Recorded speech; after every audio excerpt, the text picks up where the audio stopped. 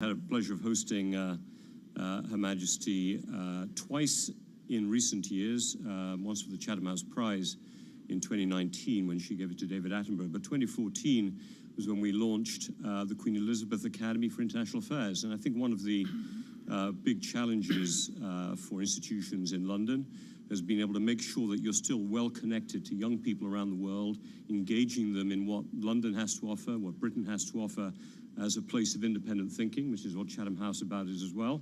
And Her Majesty gave her name to the creation of a new academy, met with the first cohort of Academy Fellows from all over the world. And I think what we wanted to do by having this academy named in her honor was capture the fact you're not going to have a patron of an institution for 70 years very often. And it was absolutely remarkable, wonderful to be able to connect to that way, but also to be able to track some of the brightest, most driven change makers around the world to come and spend some time. Her example is a draw. It was the most important part of Britain's soft power. And her example was the Commonwealth. There was a Commonwealth of the early 50s and the tumult of the 60s and 70s. What does Charles III's Commonwealth look like? It's going to be very difficult for a number of reasons. In a way, it was held together by respect for Her Majesty, for the Queen, as well as by that common sense of heritage of having formed part of the British Empire. But forming part of the British Empire, even as independent nations, is now something that receives a lot more scrutiny than it did in the past. And so what we're going to find, I think, in the coming years is potentially Charles having to enable the Commonwealth to redefine its purpose amongst those nations without the glue of Her Majesty the Queen there to hold it together. We've already had some moves away from having the sovereign, Her Majesty, as the head of state from one Commonwealth member, Barbados, a year ago. And there's a worry that the whole review of the role of empire, slavery, and so on will start to come back in and put the UK in a much more difficult position in the future. Robin, we really do mark the end of an era, exactly as you say, not only a unifying force, but a redefinition of globalization, a redefinition of the United Kingdom and the broader empire that it used to have, right? All of these redefining aspects of the new moment. What will be the new definition of the next 10 years? How will King Charles III come out and shape a new vision in the world as you see it? Look, the challenge that any monarch has here is that they can't establish a vision. They can't declare a vision to the rest of the nation. In our constitutional monarchy, they really are the holders of continuity, but they're not the agents of political change and politics. So in a way, it will be up to Liz Truss and future prime ministers to establish the vision of the country. What he has to communicate is, again, the linkage to the continuity. Part of, I'd say, Britain's soft power has been the fact that it has had such stable politics for so long. And however quickly the governments change or the prime ministers change, the fact that the head of state has continuity in the family is part of its power. So what the monarchy does is give space to governments to go through profound change without a sense that the whole nation is being called into question. So I think, in a way, Prince Charles, who's leant forward quite a bit as a Prince of Wales, on climate change, on issues of biodiversity, on architecture, exactly, is now going to step back and have to become the cipher that the Queen was for what other people believe the nation is. It's going to be a really delicate change. You think there's some real estate investors that are happy with this in London, that he might back away? I think they'll be happy for that reason. He won't be able to weigh in the way he did before. This is important, though. The New Yorker, I read the New Yorker effort here of the last 24 hours, and Rebecca Mead was very good about this psychological shift that any monarch has to make, John. Yeah. He's Charles, and then he's King Charles III. Yeah. Was it Chelsea Barracks? Was it Chelsea Barracks all those years ago? Yes, which the Qataris had bought, and royal to royal, they were able to have a different type of conversation, I think. Amazing. But I'm not getting myself into trouble. I love your pet projects. All I can say is I want to know the backstory. When I used to live in Chelsea, I used to walk past there, and it was a big conversation at the time. Actually, when I did my PhD at Oxford, as I was writing it, a building was being built in front in Magdalen College. and done in all of the old style of Magdalen College, but being built in 1930 or something. And at one point, as I watched the building go up, I suddenly saw this person walking across the top with a gaggle of people, and it was Prince Charles being shown around Did he have a the tape new measure in building. his hand? And I didn't have a mobile in those days, but it was the old building in the keeping, and I have to say it worked beautifully. So I have to say I'm with him. Maybe we'll see the King doing that. Who knows? So Robin Niblett, thank you. Pleasure. Sir, thank you so much. Distinguished fellow at Chatham House. Tika, an important bit of flavour. It's important. No, I think it's... This is an assertive guy as a prince, and to Sir Robin's point, it's going to be interesting to see how he steps back and makes that shift as king. He understands the weight of this throne. One of the articles I read on the plane coming over is the Queen was never formally interviewed, ever. Yeah. Ever. There was conversation like you and I have, but she was never interviewed. Are you sure the conversations were like the ones that Like you and I have had? conversation. Okay. Live from London Never interviewed. with Tom Keane and Lisa Abramowitz. I'm Jonathan Ferro. This is Bloomberg Surveillance.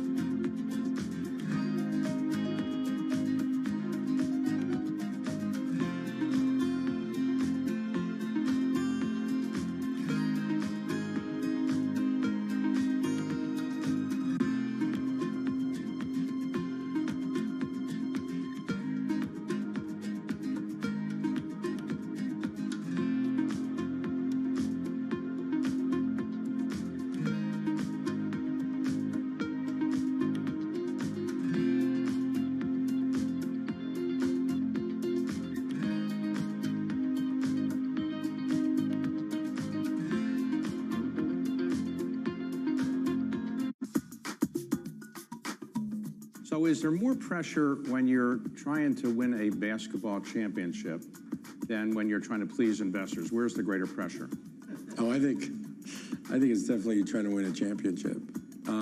It's hard because a lot of, like when you invest, and you know this, when you're investing, you can control a lot more things. When, you know, on a basketball court, you can't control whether somebody's going to make a shot. You've got to get lucky. And what's the greater pleasure, making 5 times your money on a distressed debt investment or winning the NBA championship? They're both fabulous.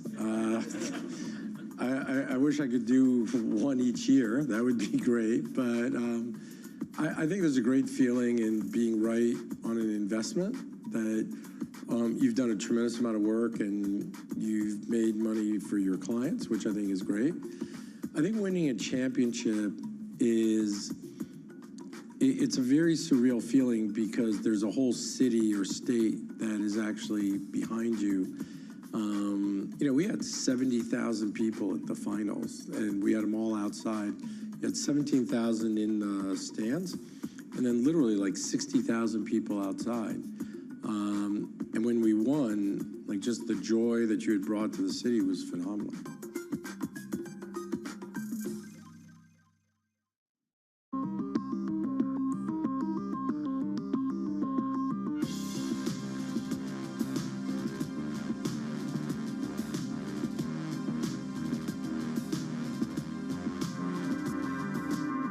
Welcome to the world of decentralized finance. I'm going to take a look right here at regulation. We are seeing digital currencies under some pressure. Bloomberg's covering all things crypto. The people. I want to have some of my money outside of the sovereign. The transactions. It all comes down to the details here. And the technology. How does that affect disruptors like you? What happens to everything that you're investing in when the last Bitcoin is mined? Bloomberg Crypto, Tuesdays.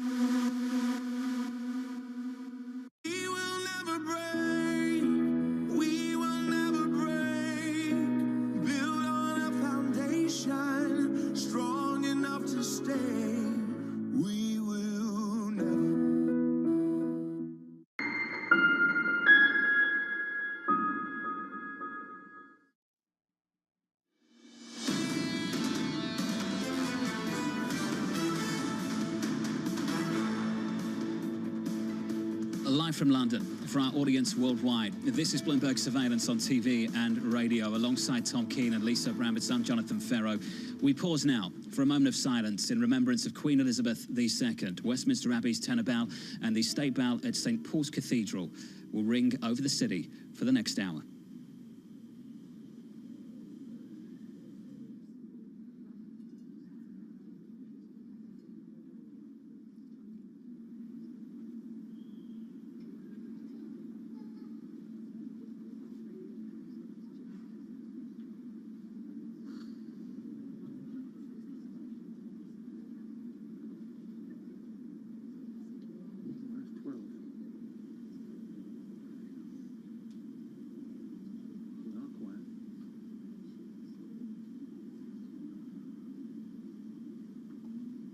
A nation in mourning after losing the longest reigning monarch, Queen Elizabeth II.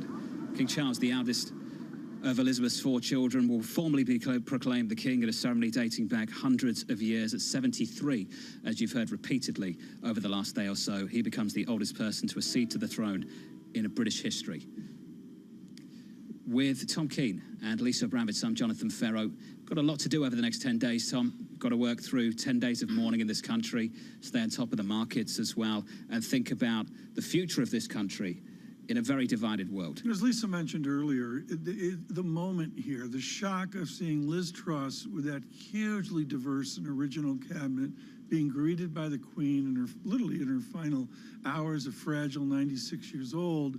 And the backdrop of this, as we witness in the cold world of Bloomberg by, say, Sterling, is a backdrop of crisis. There have been other crises in the country will endure, but it is as if a script was made of crisis at this moment. Joining us now is Guy Johnson. Guy, we've talked a couple of times already this morning about the next 10 days. Can you walk us through it again, what the next 10 days will look like in this country?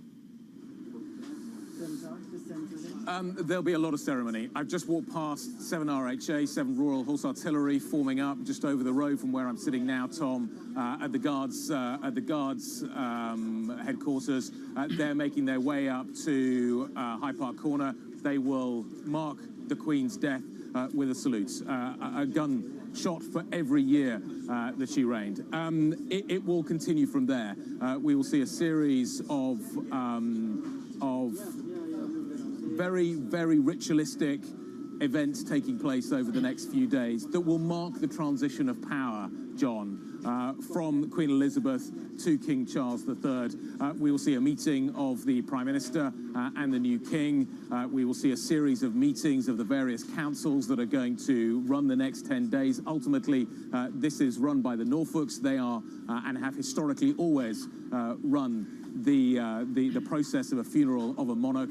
So it's a very ritualistic process that is going to take place. But behind the scenes, John, there are a series of events that may be delayed, deferred. There is a hiatus here in government. And ultimately, this is a question, as you've just been discussing, that has got some big questions that need answering. What is going to happen with the fiscal package? What's going to happen with rates? Do we know whether the Bank of England is going to be having a meeting next week? There's still information coming out. We'll get a clearer picture, I suspect, as this day progresses. Right. Guy, what will be the tone of King Charles III's speech this evening? I believe it is 6 p.m. in London, make it 1 p.m. in New York. What should we listen for in that speech? I think we should listen. I think we should expect continuity, Tom. He is standing on the shoulders of a giant, his mother, Queen Elizabeth. She earned the authority that she had. She earned the respect that she had. He will be aware of that. This is by birth, but you have to earn the respect that she built up. This doesn't happen if you are not able to deliver upon that. So he will be very aware of that. So I wouldn't expect any fireworks. I wouldn't expect any surprises. He will be trying to sound a note of calm, a note of continuity. John talked about that in the last hour. This is a word we're going to hear a lot of, and I think there's a reason for it. We are coming out of a period of turbulence. We now have the death of a monarch. We need to stabilize the situation. That will be the tone of his speech.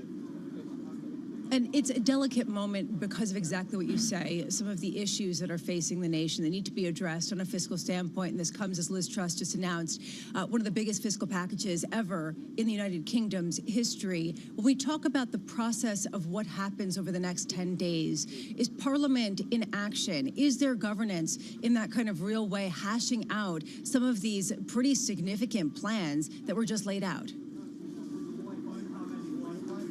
In theory, Lisa, government stops. In theory, the parliamentary process stops. There is a process that we need to go through, a swearing of allegiance, a recognition by Parliament of the new king.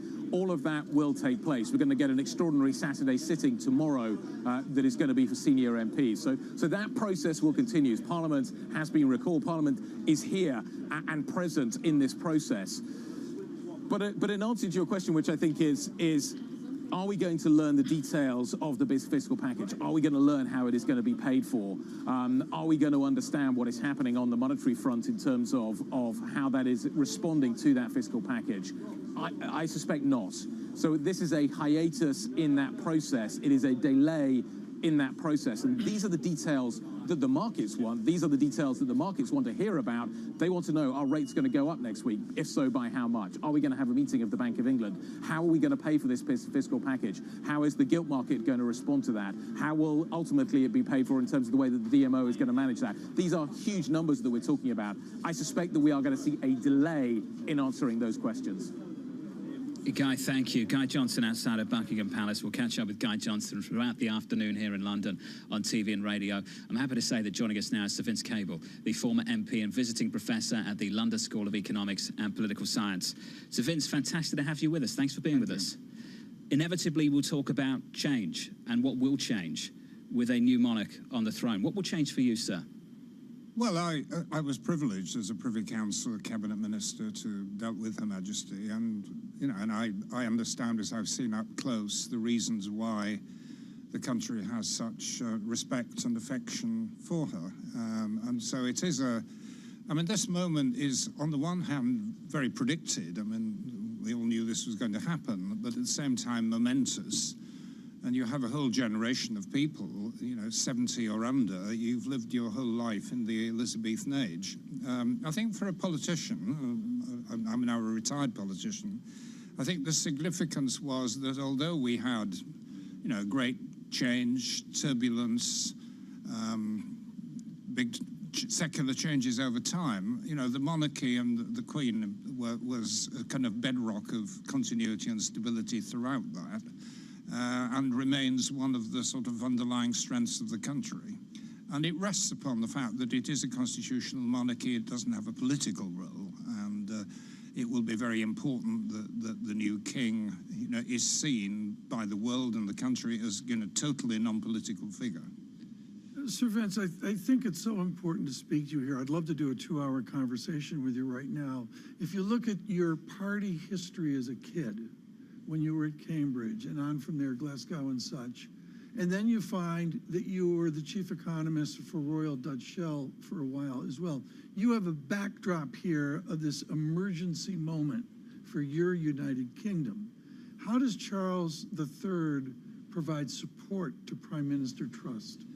Well, I think given the way in which the monarchy works, and I think we all want it to continue to work, I think there are very few Republicans in Britain, it is by respecting this boundary between politics and the head of state role. And King Charles, it's an enormously difficult job. He's been auditioning for this for 50 years. He could have stepped into the monarch role at any time, and it's required extraordinary self-discipline from him, and it's been a very, very difficult role. And he's now, as you say, 73, and he's inheriting this responsibility. I think one of the things he will be very mindful of, bearing in mind, the enormous respect for his mother, who was scrupulously non-political through the whole of her reign. He has at times, strayed into the political world, most recently over Rwanda, and he will, I think, in order to maintain the solidity of the monarchy, be very, very careful not to go into that territory. Is the king a Liberal Democrat? I have no idea. I mean, I met him a few times, and I liked what he did, and he was, genuinely socially concerned individual. I absolutely no idea about his political I think Tom's leanings. trying to cause some trouble Yes, here, of Vince. course. I think that's where that's going. I think this is such a delicate moment But because if as he's we've a been talking, supporter, he didn't tell me. well, because we've been talking all morning about dovetailing the death of a monarch who really represented the United Kingdom for so many years and grew up through steamboats until this smartphone. And we are here on the precipice of a massive fiscal package without the unity required to give confidence about how it will be executed, about how effectively it will be managed with respect to the fiscal profile of this nation. How are you watching this as a former member of Parliament, the deliberations over the energy help that Liz Truss has proposed to households? I'm surprised at the linkage that's been made with this big economic moment. I mean, I think they are wholly separate, and I mean, certainly the new king will want to have absolutely nothing to do with the controversies around the fiscal package, and I shouldn't. I mean, his role is to provide, I mean, the phrase that you've been using, calm and continuity and stability amongst political and economic upheaval. That's his job. It's not to take up a position on these economic decision making. I mean, that will happen anyway. The big change in the Treasury, of course, has been the loss of the sacking of the permanent secretary. I mean, that is the big event from an economic policy point of view. But the planning of the details of the fiscal package will proceed. And although there may be a slight hiatus in the announcements, nothing is going to happen to disturb the development of the policy. Well, things will pause. So, Vince, we're just hearing from the Bank of England. The MPC announcement's been rescheduled to 22nd of September, to the 22nd of September. So I understand that's a 1-week delay for the Bank of England. Lisa, I think that was the first thing you asked this morning of me when we landed. Are we still going to get a Bank of England decision next week? And I said, I don't know. We'll see. And here we are. It is going to be delayed by 1 week. Yeah, and whether this actually gives them a little bit more certainty might be interesting to see as well, whether we get more fiscal proposals more concretely from both the European Union as well as from Liz Truss's team over in Parliament. Thomas, Vince said, things will continue, but for now they pause. And we're seeing that with the Bank of England as well, and we'll see that with a whole host of events that were scheduled to take place over the next 10 days. As I mentioned, my template for this in a very different moment was 1963. I have the clearest memories of how America paused for the funeral of President Kennedy. Why is this different, as we saw with the Premier League 20 minutes ago, now with the Bank of England? Who's gonna push against those institutions? So Vince Cable, can we say thank you? Thank you very much for being with us. Thank you. Thank you Very much. We appreciate your time, sir. Very much so. So a Bank of England decision rescheduled. It was scheduled for September 15th. You'll now get that on September 22nd. A Bank of England decision that was widely anticipated. And perhaps, Lisa, it gives them an extra week to work out what this program is from Liz Truss, because it's a very, very different outlook for this economy now, based on the intervention that this government has staged to do something about energy. Yeah, well, Andrew Bailey is not in an admirable spot right now, especially given a balance sheet. Right. And what you do with that, given some of the credit risk introduced by the fiscal And plans. 24 hours after the Fed raises 100 or 125 basis points. That's a good call. It's the day after. Thank you. The day after. You're on top I of the do okay diary, there? TK. That was better than good. That's good. It was all the sleep I got in the Gulfstream. How much sleep did you get? At Gulfstream, 7 I hours. think I got about 2. Live from London. This is Bloomberg.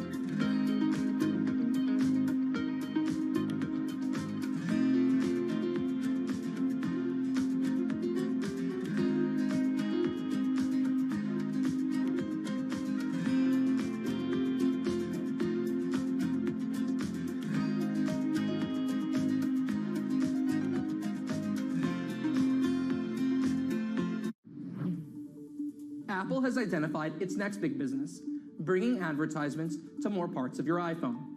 Today, Apple pushes ads in 3 places: the App Store, Apple News, and the Stocks app. In the News and Stocks apps, Apple shows display advertisements. That means that third-party companies like car dealerships or mortgage lenders can showcase their advertisements just like they can on a website. On the App Store, the situation is different. There, Apple has search ads. This allows developers to buy their way into showing up higher on search results. For instance, an App Store developer can bid for the term car racing or basketball so their apps would surface above competing apps in the list of results. Apple's push into ads is a little ironic, given that its ATT, or App Tracking Transparency Privacy feature, limits the ability for Meta, Snap, and even smaller developers to generate as much revenue as possible from advertising. That's because the feature allows users to choose if they want their data collected and tracked across third-party apps and websites. Still, Apple's hoping to expand its own ads business and is planning to add search ads to its Maps app.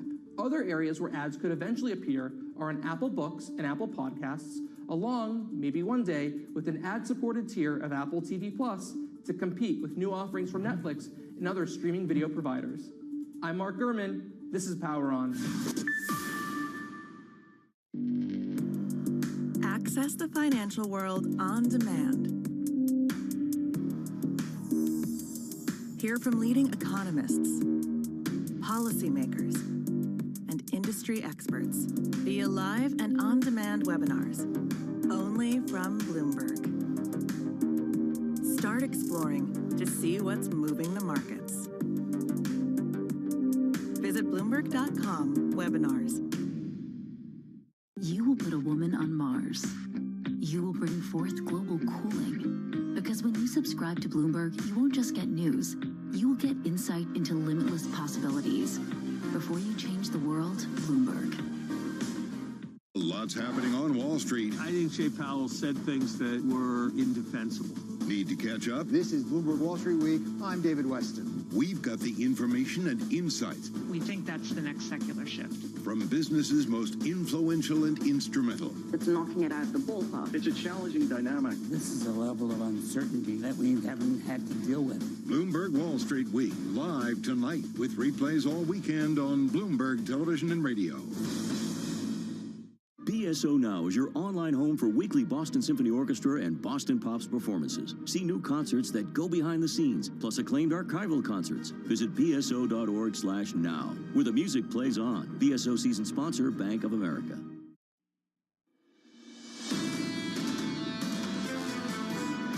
Queen Elizabeth II has been a wise and encouraging guide, always wanting the best for our nation and greeting each change with understanding, good grace, and an abiding faith in the Australian people's judgment.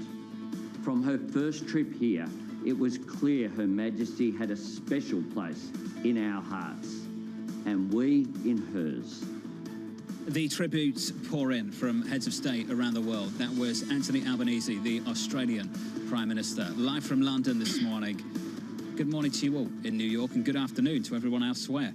Alongside Tom Keane and Lisa Bramwitz, I'm Jonathan Ferro. Let's check in on the markets for you. About 7:18 over in New York, 12:18 here in London. Picture of things looks like this. On equity futures, up 33 points on the S&P 500. TK, we advance about 0.8%.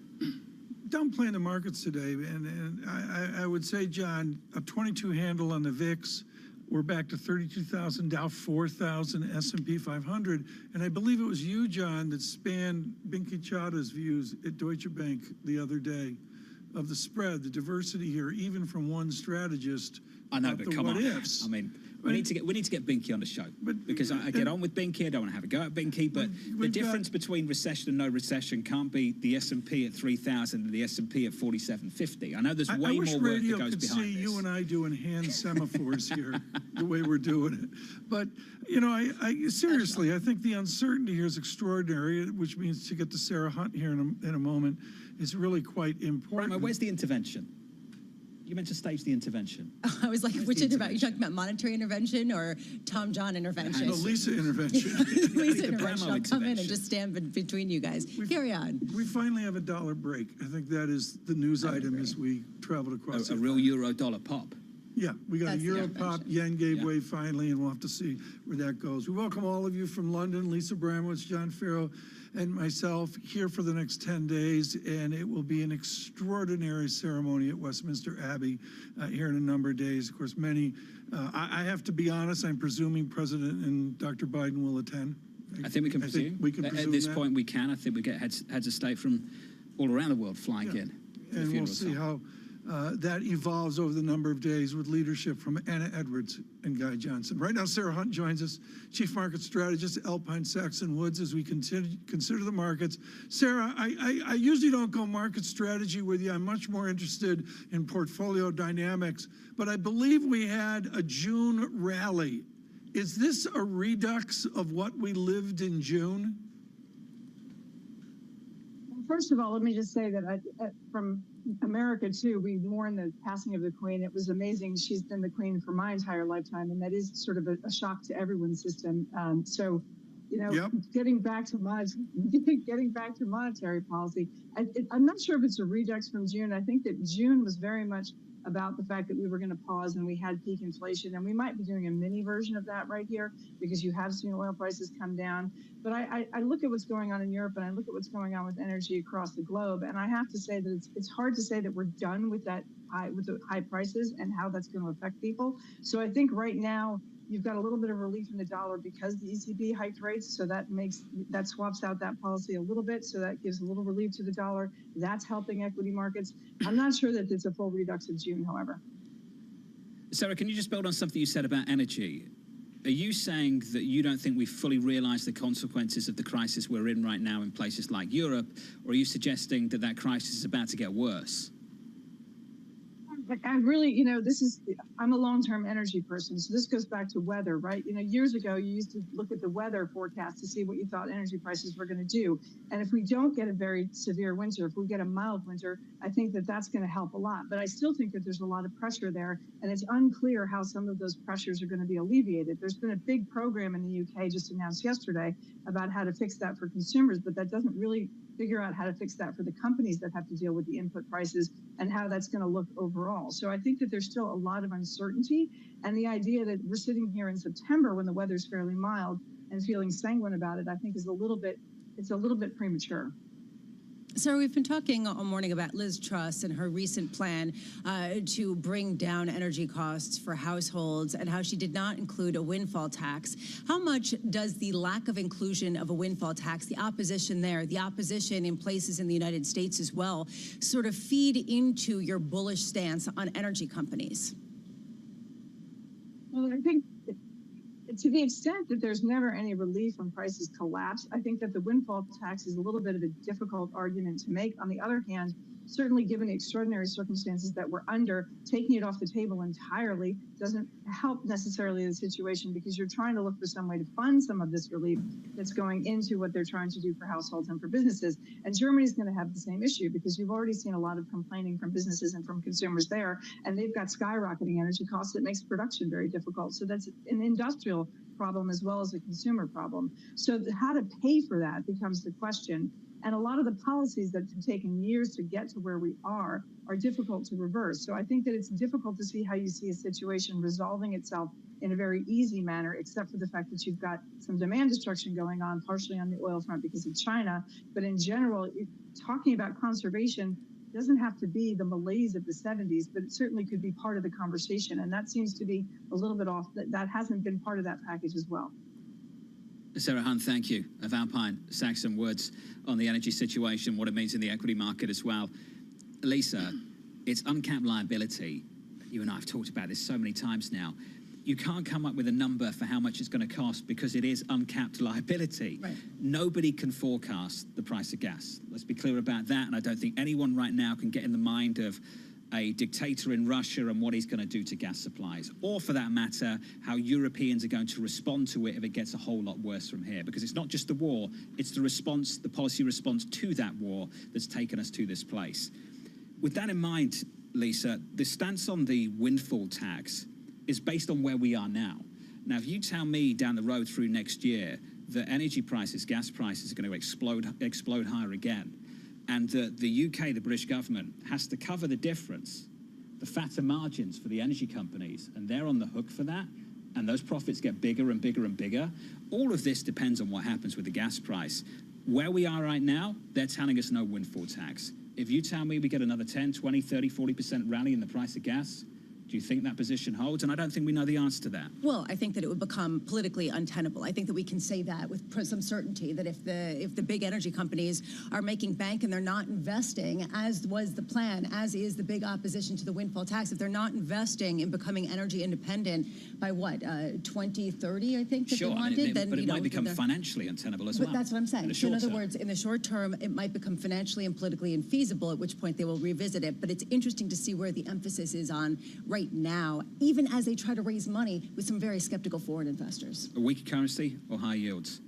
We had a reversal of all of that, but we've seen both over the last month, haven't we? Yeah, and how much, what's the give there, at which point they have to intervene on some level? Marilyn Watson's going to weigh in on some of this, particularly around the bond market and the surge high we've seen in yields through much of 2022. The head of global fundamental fixed income strategy over at BlackRock, joining us shortly. Let's check in on the equity market for you as we count you down to the opening bell a few hours away. Equity futures up 0.8% on the S&P. Isn't that against the law in London? No, they you can call do the down Dow checks. London. I'm pretty sure that is against the law. You're the FTSE in New York. No, City of London rules. City of London rules. Sir Farrell.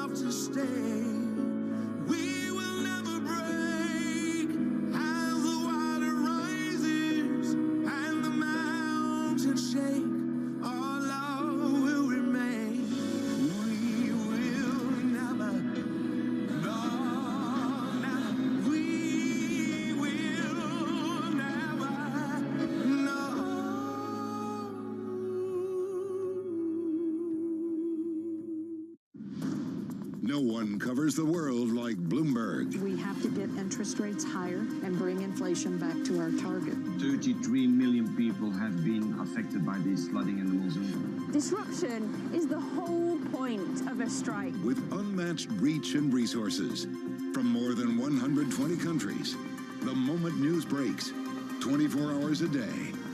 Bloomberg, your global business authority.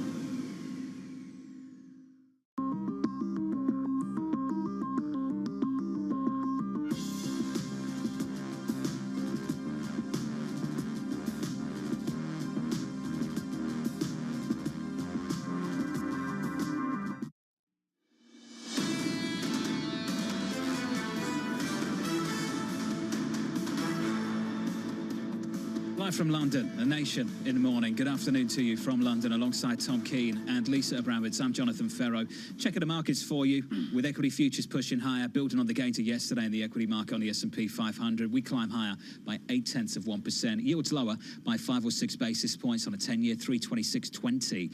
Any other day, we'd be making a much bigger deal of this, but the dollar weakness out there, well, just snapping back in, Tom, snapping back in after a really solid charge. It's clumsy, for the dollar. And the path through the weekend and into next week towards the Queen's funeral will have us balanced between a Bloomberg surveillance world and this worldwide mourning for the monarch. And I think we're practicing doing it. It's hard to go from dollar-yen over to discussion of the future of the United Kingdom. I think one thing we can discuss, though, is just the change to the sequencing, the events, the schedule that we expected to have next week. A prime example of that is the Bank of England. Sterling at the moment at 115.80. Much anticipated rate decision was due to come on September 15th. We now understand, according to the Bank of England, the MPC will delay that decision, Tom, to September 22nd. So just a shift in the schedule, but ultimately some big decisions still need to be made from policymakers in this country. In honor of Dr. Larian, on a game theory basis, critically one day after the Fed meeting, I think that's a huge deal. They will have the guidance to work with from the Powell press conference. Can you imagine a month? I think we can imagine quite easily a month now where we've had 75 basis points from the ECB, that we get 75 basis points from the Federal Reserve, and perhaps even a day later, Tom, we get 75 basis points from the Bank of England. One thing that I'll be very interested to see, and Lisa's done a brilliant job of pulling this up over the last couple of days, massive intervention from the state to basically cap energy bills. I wonder what that means for their outlook for inflation over the next couple of years, and in turn what it means for their outlook for interest rates as well. Well, again, it goes over to the fiscal balance sheet away from price change, and that's the way the theory works, but this has been a year where theory hasn't worked. She is steeped in theory. Marilyn Watson joins us now, head of global fundamental fixed income strategy at BlackRock. Marilyn, not to make the pun of the moment, but which rock do I hide under right now? I mean, within a bond portfolio is a simple solution to shorten duration?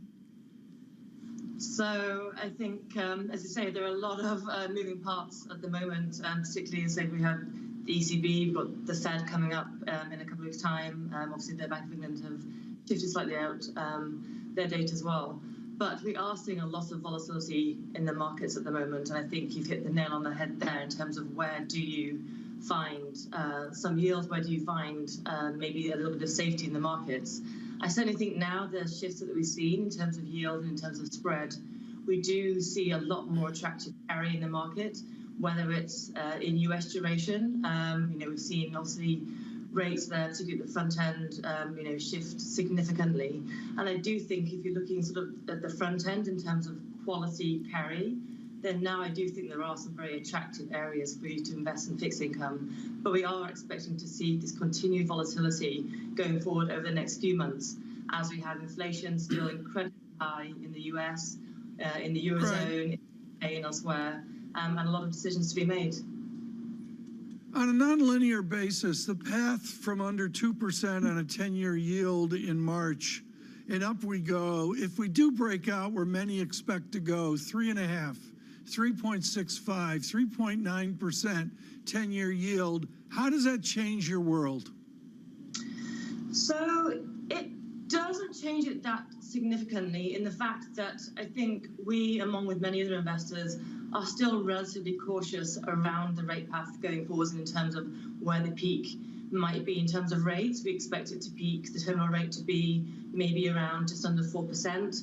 But I think looking at the path now, if you do see a little bit of a spread there in terms of where the terminal rate might be, and where the top of the yield might be.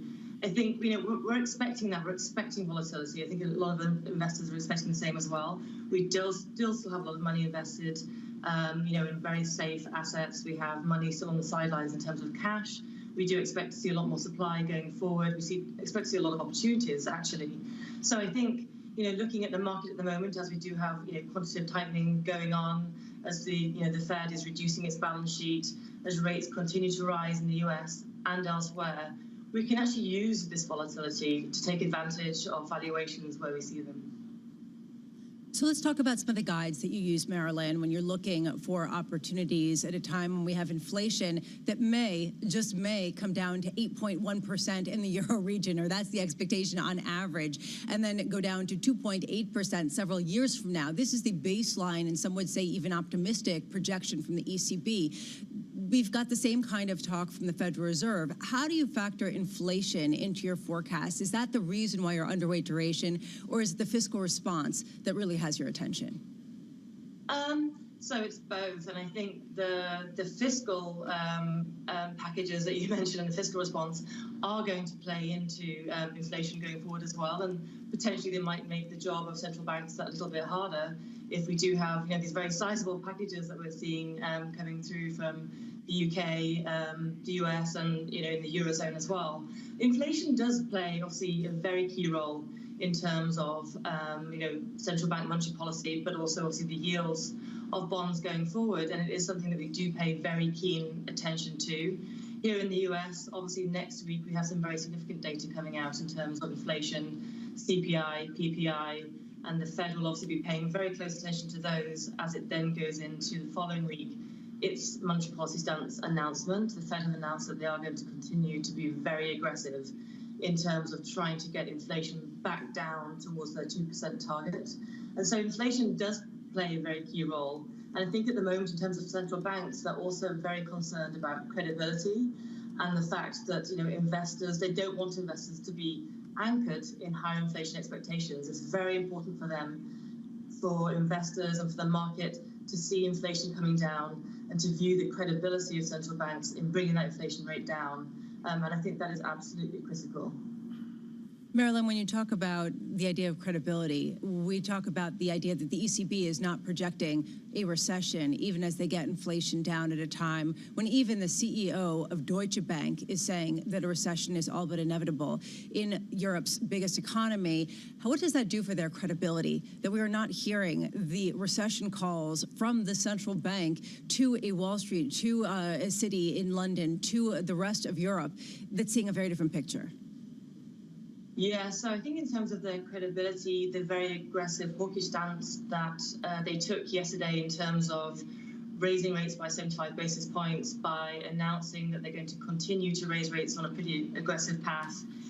They referenced maybe 2 to 5 meetings, and they referenced that they could go above the terminal rate. So they were, in terms of the rhetoric and the decisions that they made yesterday, relatively hawkish.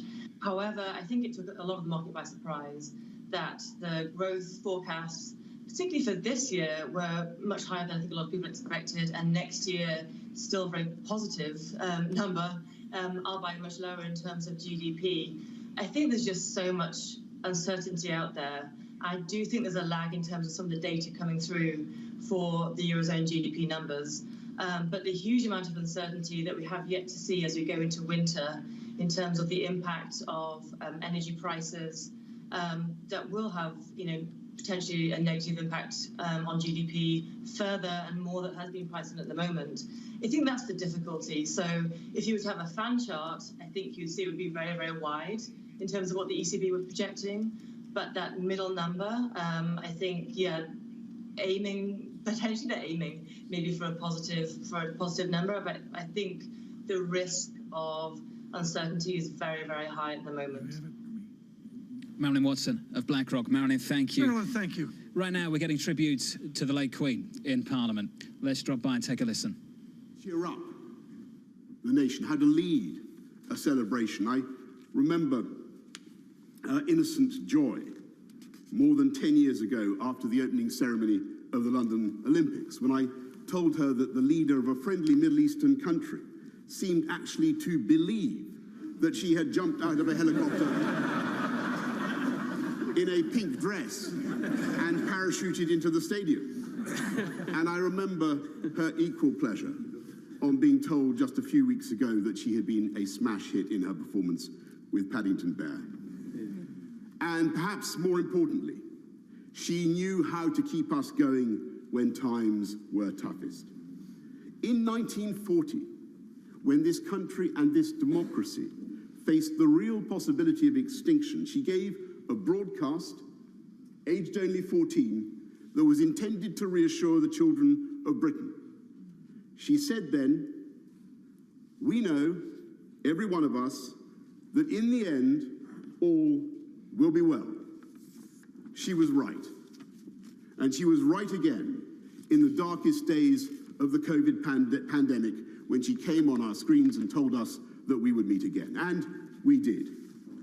And I know I speak for other prime ministers, when I say ex-prime ministers, when I say that she helped to comfort and guide us, as well as the nation, because she had the patience and the sense of history to see that troubles come and go, and that disasters are seldom as bad as they seem.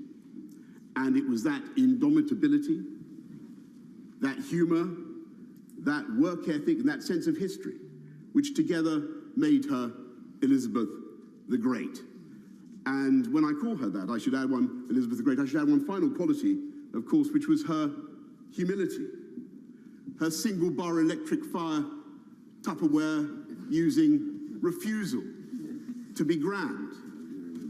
And unlike us politicians, with our outriders and our armor-plated convoys, I can tell you, as a direct eyewitness, that she drove herself in her own car with no detectives and no bodyguard, bouncing at alarming speed over the Scottish landscape to the total amazement of the ramblers and the tourists we encountered. And it is that indomitable spirit with which she created the modern constitutional monarchy. An institution so strong and so happy and so well understood, not just in this country, but in the Commonwealth and around the world, that the succession has already seamlessly taken place.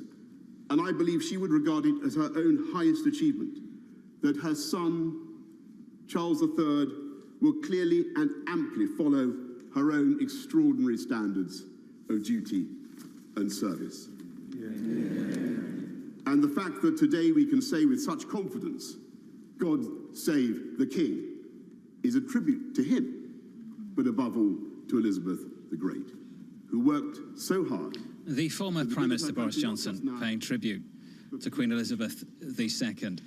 Tom, I don't know if you saw this, but yesterday there was a story passed around about Queen Elizabeth and her driving, which is something that Boris Johnson's speaking to right now. There's a story about her driving a member of the Saudi royal family in her Land Rover around one of these estates. And of course, at the time, it was illegal for a female to drive in Saudi Arabia. And obviously, she sits there in the driving seat, and the member of the royal family is concerned, to say the least. And what does she do? Pow, as fast as she can. And the guy in the passenger seat got very scared. She had a reputation for driving those cars very quickly. I believe it started in World War II, and this is important. It's an iconic photo, and the young lady was a mechanic, except it was serious. She was actually, it wasn't like a photo op. It was a real skill. Yeah, some brilliant stories, Lisa. Like she wouldn't drop the screw down the Chrysler engine distributor like I did. This sounds like something you did. Something I did. I think that's Tom projecting, Lisa. She was not the stereotype of simply a dainty queen who didn't want to get her hands dirty. And I love the images of her with her horses and her dogs, with their paws up on her, just absolutely in heaven, because that's where she lived. There'll be more tributes to the Queen, no doubt, in the coming 9-10 days, and we'll bring some of those tributes to you. Happy to say that joining us now from Brussels is our European correspondent, Maria Tadeo. And as we've said repeatedly through today, Europe's got work to do, even if a lot of it has to stop for a while. Maria, talk to me about the work being done in Brussels today.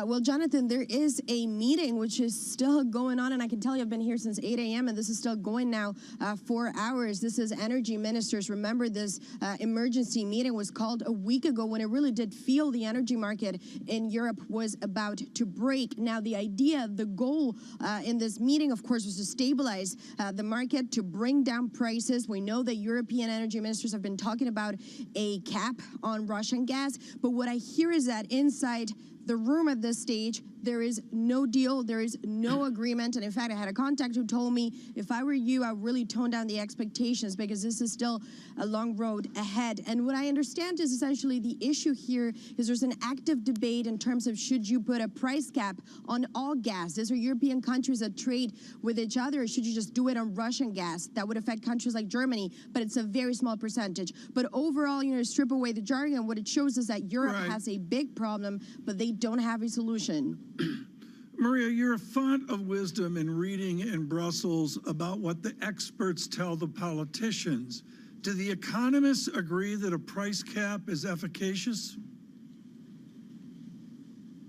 Look, it depends who you ask. And I think also at this point, you do see a clash between the economics and the politics here. The politicians have also to deal, or they worry about potentially social unrest going in the winter. They have to sell this to their populations. They have to show that the effort, the bills that they pay, they go to something that is helping Ukraine, that is freedom, is European values. Also, when you talk to the different countries, they have a very different assessment. So I think at this stage, the issue is these are 27 different countries. Tom, we talk about the European energy market, but the reality is when you know this market, you know that is not true. There isn't a European energy market. There's 27 different countries that have 27 different energy mix. They use different things. They use different resources. So bringing them all together with a solution that fits all is frankly very difficult.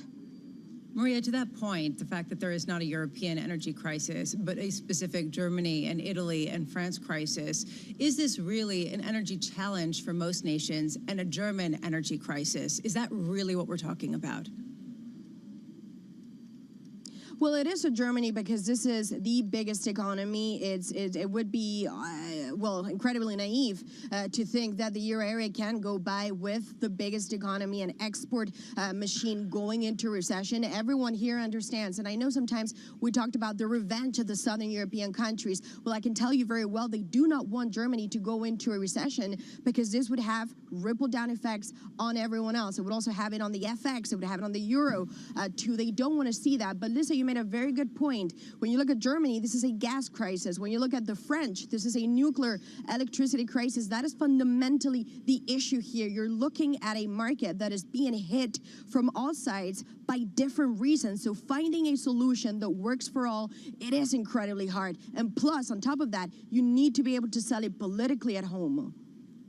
Maria, thank you. Maria Tadeo out of Brussels. I have to say where Maria is right now in Brussels, Tom, in Belgium. The Belgians have been most upfront about some of the risks on the table here. The duration, how long this could go on for, not just one winter, but potentially 5, perhaps even more.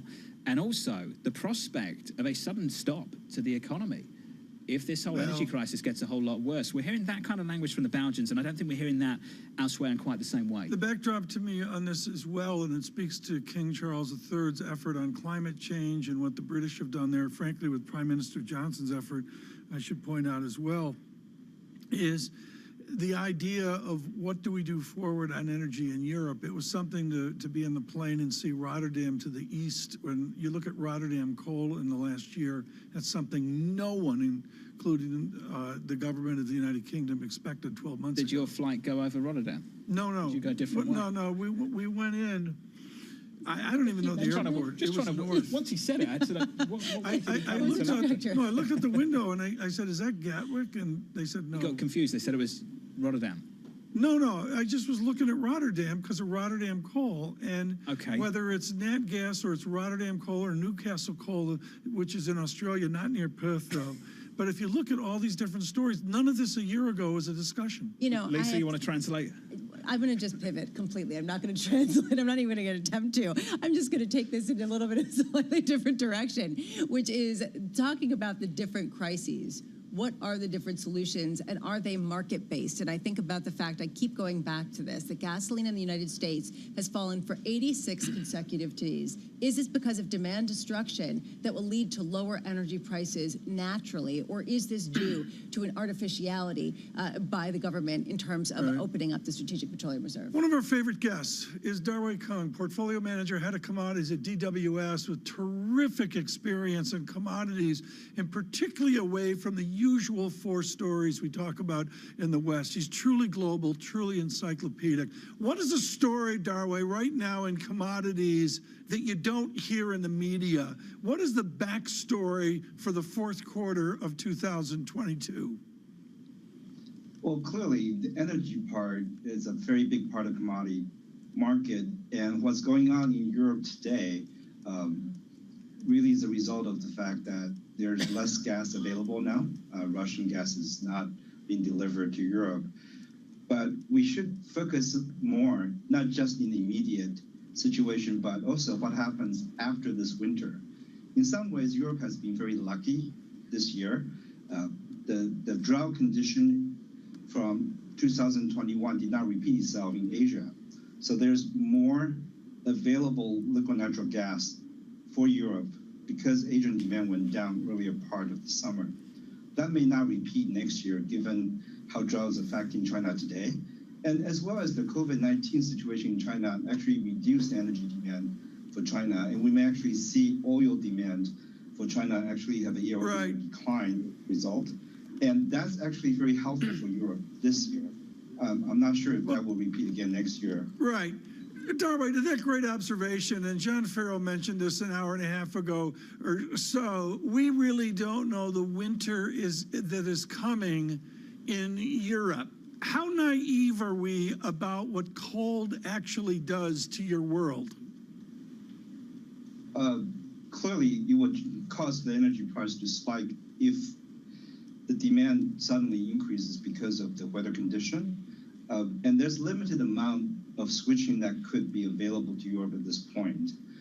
We anticipate coal burning power plant to be maximally utilized this winter, just like last winter. And when we see that situation, the only way for Europe to get through that is to reduce demand somehow, reduce activities, rationing energy, which would mean direct impact to their economy.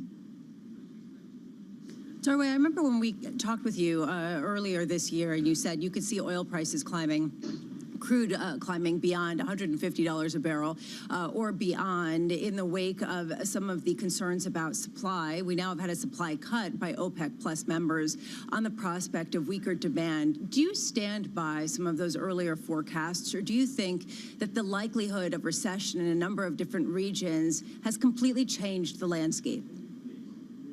Well, there are a couple of things that's realized now compared to what I said earlier. Early March, it was not very clear how much of the oil from Russia could actually get exported. And now we know much less were disrupted. We were anticipating 2.5 million barrels per day potentially could be disrupted through sanction. That did not occur. In fact, Russia has been able to export most of the oil it produces, and we think less than 900,000 barrels per day is disrupted. And secondly, the COVID situation in China has been very severe in the sense the government lockdown has been very thorough and very enduring. And that has caused the demand from China to go down, and then higher prices outside of China has also curbed the demand. We've seen actual demand decline year over year from gasoline consumption perspective, and that's very significant. So the demand change plus the ability for Russia to continue to export really resulted in the price movement that we see. Of course, SPR does help as well for now. At some point, U.S. government has to buy back SPR, which will reverse out the effect. Darwei, you're one of our favorites. Thanks for being with us, sir. Darwei Kung there of DWS on the energy situation. Javier Blas wrote on Bloomberg Opinion today, and I'm sure many of you follow the work of Javier Blas. brilliant. It was on Liz Truss's plan. Whether you agree with this or not, he raises some important questions. Let's put it that way. I'll quote him. Truss's policy falls short. Does it focus on poor and working class families, maintain the semblance of a market to curb demand, identify the cost and a way to pay for it? No, no, and no. Javier Blas out on Bloomberg Opinion this morning, Tom. It is supply-side economics. I'm not going to go into it now because honestly, my brain can't do it. It's I defer to Glenn Hubbard here, who I think is absolutely brilliant on this, in that you've got to provide market incentives. And to Mr. Blas's point, where are the market incentives of a fiscal or a hydrocarbon policy that directly helps the people that need it most? We haven't heard that yet. Well, to Javier's maybe point, we will. To Javier's point, Tom, because it's not targeted. Let's take a very, very wealthy family who have just had their energy bills capped by the government, and then can go on consuming as much energy as they like, knowing that even if prices go higher, I thought that was a bit the odd. Government's going to pay for it. I was hoping sort of that I'd missed something there. But I don't. You haven't. I haven't. And I felt the same way, Tom. And Lisa, to really calibrate this, I think the view that came up repeatedly ahead of time before it was unveiled, because so much of this was leaked, was if you're going to do this, surely you should A, make it more targeted, and if you don't, B, do something about curtailing demand. Well, this is the reason why it's so interesting that Darwei Kung, who had a very bullish view on oil earlier this year, is coming out and saying, actually, the demand destruction was more than perhaps he had previously expected. And we heard from Ed Morse, this is the market doing its job, people restraining some of their use, their consumption of energy in these forms. So at what point do you end up creating a spiral that just is costly without any kind of ramification that will be longer lasting and beneficial? I'm not one to do a look back, but I think here the call is so important that Will Kennedy and his team need to do a look back of the strategists like Edward Morris at Citigroup that absolutely nailed this call of lower oil prices. Well, you know the new call from Ed Morse, it's not on oil prices. What he had to say to us on the last week on energy prices in Europe and how many years, Lisa, it would take to get them back to where they were in 2021. It is going to be a difficult and very long project, years long. Got a decent rally here on S&P 500 futures, up 0.7%. City of London got in touch, a square mile. No Dow checks. Got an IB, it's confirmed. Really? No Dow checks, no Dow checks, no mention.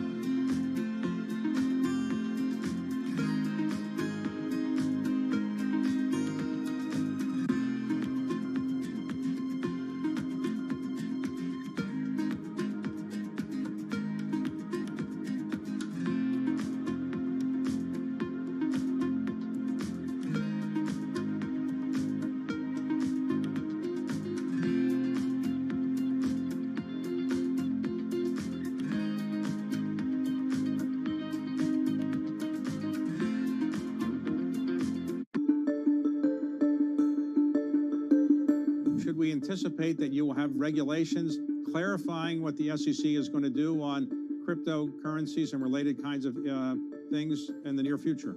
It's pretty clear that many of these tokens may be securities. What we've asked the trading platforms, the lending platforms, the other various venues to come in, to work with us, to get registered under the securities laws, because if a platform has 50 or some of them 500 tokens on their platform, probabilities are they're not all non-securities. Now, there's another issue that has arisen, which is called gamification, which is to say people are making a game out of trying to buy stocks. Are you worried about this phenomenon? We live in the 2020s in a new digital age where applications on our phones can use massive amount of data and then predict our behavior. What do we do when the digital algorithms are maximizing for the company's revenues rather than our returns? And so we're trying to think that through. It's not just gamification, it's a little bit more than that. It's whether there's a conflict between the app and our investment returns.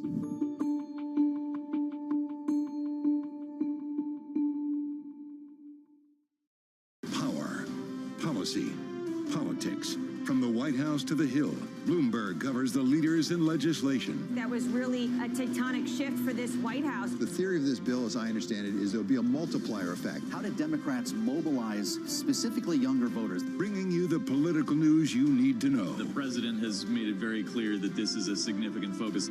For the intersection of Wall Street and Washington, nobody covers politics like Bloomberg. You will put a woman on Mars. You will bring forth global cooling. Because when you subscribe to Bloomberg, you won't just get news. You will get insight into limitless possibilities. Before you change the world, Bloomberg. This is a market that over the past few weeks has made it clear it wants to go higher. It got a little spooked by the idea that geopolitical tensions are rising. Welcome to the world of decentralized finance. I'm going to take a look right here at regulation. We are seeing digital currencies under some pressure. Bloomberg's covering all things crypto. The people. I want to have some of my money outside of the sovereign. The transactions. It all comes down to the details here. And the technology. How does that affect disruptors like you? What happens to everything that you're investing in when the last Bitcoin is mined? Bloomberg Crypto, Tuesdays.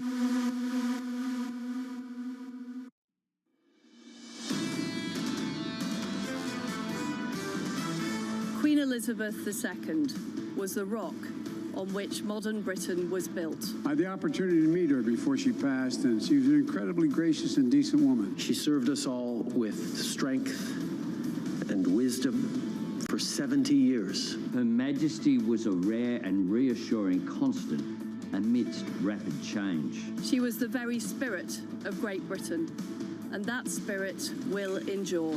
This is Bloomberg Surveillance with Tom Keene, Jonathan Farrow, and Lisa Abramowitz. The tributes pour in as a nation mourns its longest reigning monarch, Queen Elizabeth II. From London, for our audience worldwide, good afternoon. This is Bloomberg Surveillance alongside Tom Keene and Lisa Abramowitz. I'm Jonathan Farrow. Being conducted right now, Tom Keene, a 96-gun salute. One shot for every year of the late Queen's life. The tradition here is the death gun salute, and it is all across this United Kingdom. I'm sure there'll be imagery in a couple days to show the span of the United Kingdom, the geography and the honor of these military forces saluting their queen. And of course, the attachment here of Prince Philip to the military through the Navy is noted, but also the children and grandchildren of Queen Elizabeth. So there's a huge linkage here. I would suggest, John, this is symbolism that goes beyond other moments. We've seen this in British history. Elisa, the first day of 10 days of mourning for this country. And the gun salute's happening not just in the City of London with Hyde Park and Woolwich Barracks and the Tower of London, but also beyond in Wales, in Scotland, in Northern Ireland. And this really raises the theme that we have heard from everyone this morning who has talked about the late Queen Elizabeth, that she was a uniter, and she united the United Kingdom in a way that few others have. Also in the last 10 minutes or so, confirmation, Tom, that the President, Joe Biden, will attend the Queen's funeral. Getting that from NBC, that report coming out about 10 minutes ago. This will be extraordinary. And again, the imagery for Bloomberg Radio Worldwide, wonderful camera work by our different feeds here with London Bridge in the background on the Thames. And also, John, I believe we saw the Tower of London. There's a lot of huge number of images here. Maybe Portsmouth we're seeing now. Tom, it's amazing to see a country that's prepared for this to happen and then just feel totally surprised and unprepared for it. One friend reached out to me yesterday and said, this figurehead ensured national identity and dignity distinct from politics. And I think for me personally, and for many others too, that's something you only come to appreciate much later in life. And particularly, I think that's really punctuated with her passing in the last 24 hours. My shock, it happened to be the Telegraph, Lisa, was to see up atop where they announced King Charles III, and to see that in font, in type, of the Charles I and II of the 17th century. It shocked me to see that, and yet, of course, it should be. And from a U.S. view, I was speaking to my father, who remembers the day that she was coronated queen, and that they had to actually ship film over from the United Kingdom to the United States to place it on the reels for days, and that is what everybody watched. So John's giving you a sense of just what the reach was and the importance even back then. Well, we can get some team coverage for you right now. Bloomberg's Guy Johnson from outside Buckingham Palace, Anne-Marie Hordern down in Washington, D.C. Guy, we've gone back and forth on this a lot together. I think we've both been anticipating a moment and the country hoping it would never come. It's here. Walk me through the next week now and what was on the schedule and now what's largely off the schedule. Well, what is on the schedule is a series of ceremonial events. John, I can hear the guns firing. They're just up the road from me here in Hyde Park Corner. 7 Royal Horse Artillery, the ceremonial arm of the Royal Regiment of Artillery, firing those guns. As you say, 96 shots will be fired, marking the lifespan of Queen Elizabeth II. We're going to see a lot of ceremony like that, building up ultimately, and we'll get more details over the next day or so, probably tomorrow, about the funeral that will take place in 10 days' time. That will be a national holiday. That will be a market holiday if it falls on a weekday, John. In the meantime, there will be a series of ceremonial events that will take place as well. The Accession Council will meet formally, putting forward King Charles as the monarch. He is obviously already the monarch, but that will formalise that process. We will see Parliament return. They will swear allegiance to the King. They will effectively have a vote pushing and making the king and Parliament's recognition of that. So a series of ceremonial events will take place. The Queen will go to Edinburgh. She will ultimately come down here to London and lie and rest. The public will be able to gather and pay their respects to her. So a whole series of events that are going to take place, a transition of power ultimately. This evening, we will hear from King Charles III. That will take place. That speech will be delivered at 6 p.m. London time. Guy, do we know where the family is? Beneath King Charles, the brothers, the sisters, the children, the grandchildren, do we know where they are on this first day of mourning? They're all migrating back down south from the Highlands home of the royal family up at Balmoral. They gathered there for the passing of the Queen, Tom, and they will then come down ultimately to the seat of power here in London. Buckingham Palace behind me. Quite literally a changing of the guards taking place here. You talked about your jigsaw puzzle a little bit earlier on. That is what is taking place here. They will come back down here. Charles will start the process of his role within this incredibly sort of symbolistic and orchestrated process. A lot of symbolism surrounding it, a lot of history that is going to be involved in that process. He is the figure here. He is ultimately in charge now of all of this. He will meet with the Norfolks. They will, between them, decide how this process is going to work, the details of the funeral. These are his decisions now, and he will come back here and make those decisions.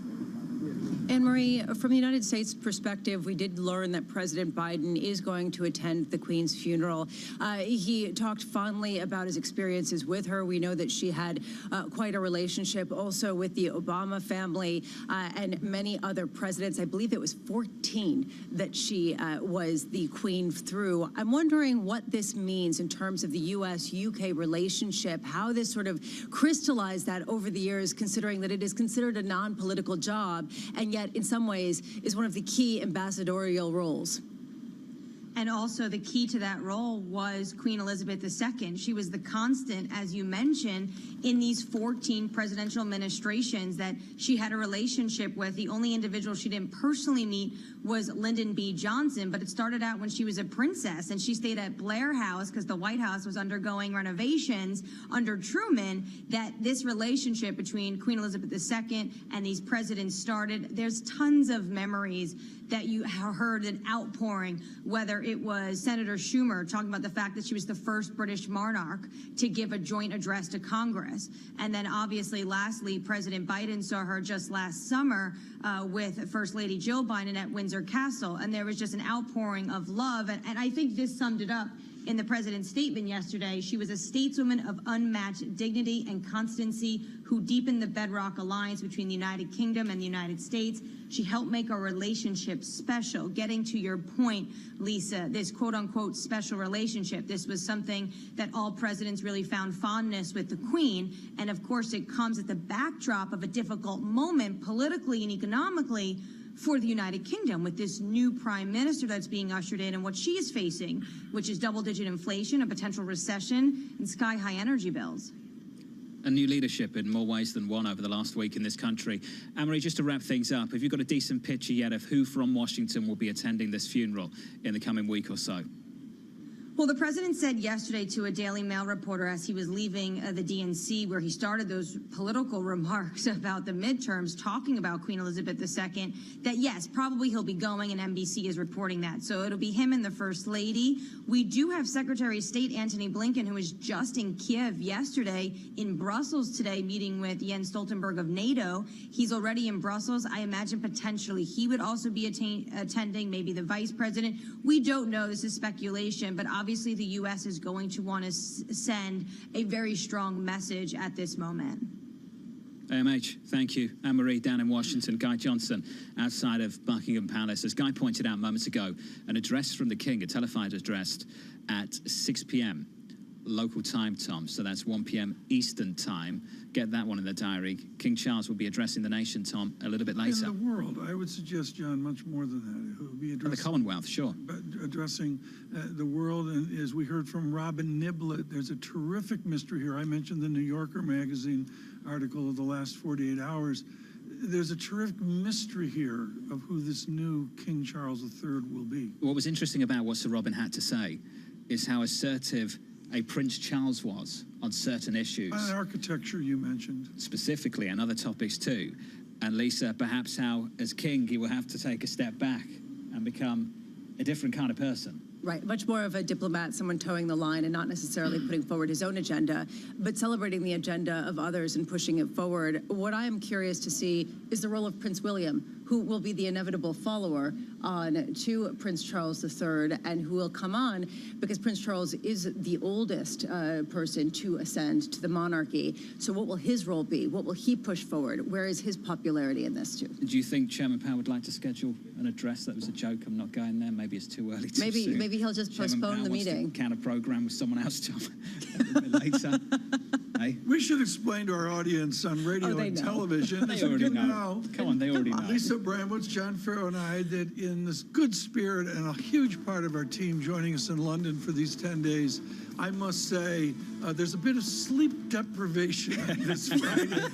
We'll go with that. The reason they canceled the soccer, we were going to go to see Manchester City Tots, and we knew we'd not That would have been a big game. That would have been a big game. That would have been a good game. Don't give us away. No one could tell, Tom. No one can tell. There's a sleep deprivation here in London. John, take us out. Coming up, Bill Dudley, the former New York Fed president, on Chairman Powell's questionable scheduling over the last 24 hours and a whole lot more.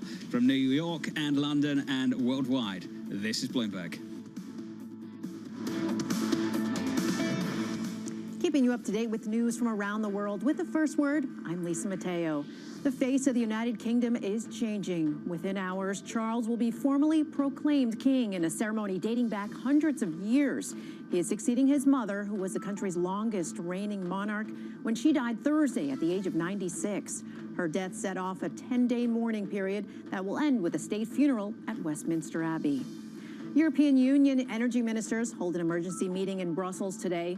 They'll discuss the first political steps on how to prevent Russia's cutoff of energy supplies from leading to rationing, blackouts, or even social unrest. The EU is considering a series of radical plans to tame runaway energy prices and keep the lights on. Kim Jong-un is raising the stakes for any military confrontation with the U.S. and its allies. Kim expanded the circumstances under which North Korea would launch a nuclear strike. North Korea listed 5 conditions for using weapons of mass destruction. One of them is if Kim's leadership is threatened. The U.S. Justice Department will appeal a judge's order for a special master to review documents seized from Donald Trump's Florida home. Federal prosecutors say the ruling has thwarted a review of potential national security impact. They also want to continue using the classified materials as part of an ongoing criminal investigation. Global news 24 hours a day, on air and on Bloomberg Quick Take, powered by more than 2,700 journalists and analysts in more than 120 countries. I'm Lisa Mateo. This is Bloomberg.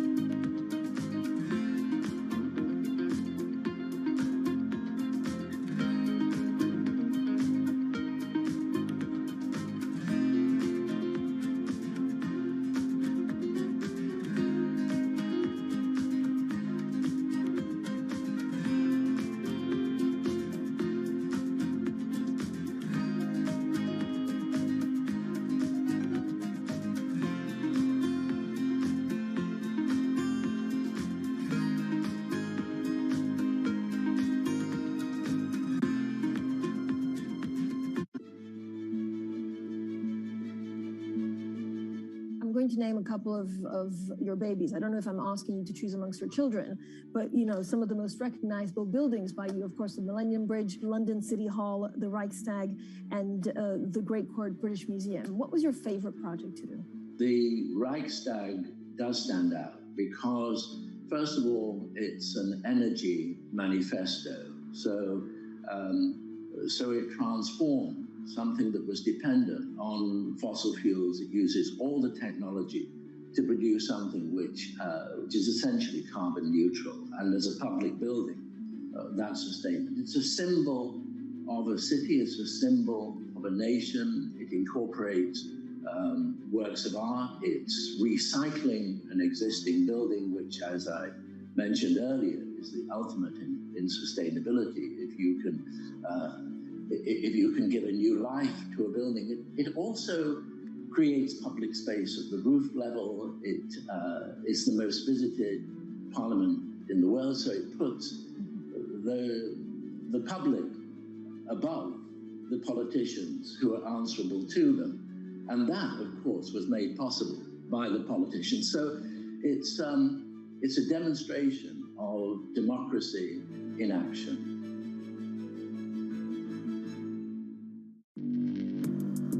Access the financial world on demand. Hear from leading economists, policymakers, and industry experts via live and on-demand webinars, only from Bloomberg. Start exploring to see what's moving the markets. Visit Bloomberg.com/webinars. BSO Now is your online home for weekly Boston Symphony Orchestra and Boston Pops performances. See new concerts that go behind the scenes, plus acclaimed archival concerts. Visit bso.org/now, where the music plays on. BSO season sponsor, Bank of America. A lot's happening on Wall Street. I think Jay Powell said things that were indefensible. Need to catch up? This is Bloomberg Wall Street Week. I'm David Weston. We've got the information and insights. We think that's the next secular shift. From businesses most influential and instrumental. It's knocking it out of the ballpark. It's a challenging dynamic. This is a level of uncertainty that we haven't had to deal with. Bloomberg Wall Street Week, live tonight with replays all weekend on Bloomberg Television and Radio.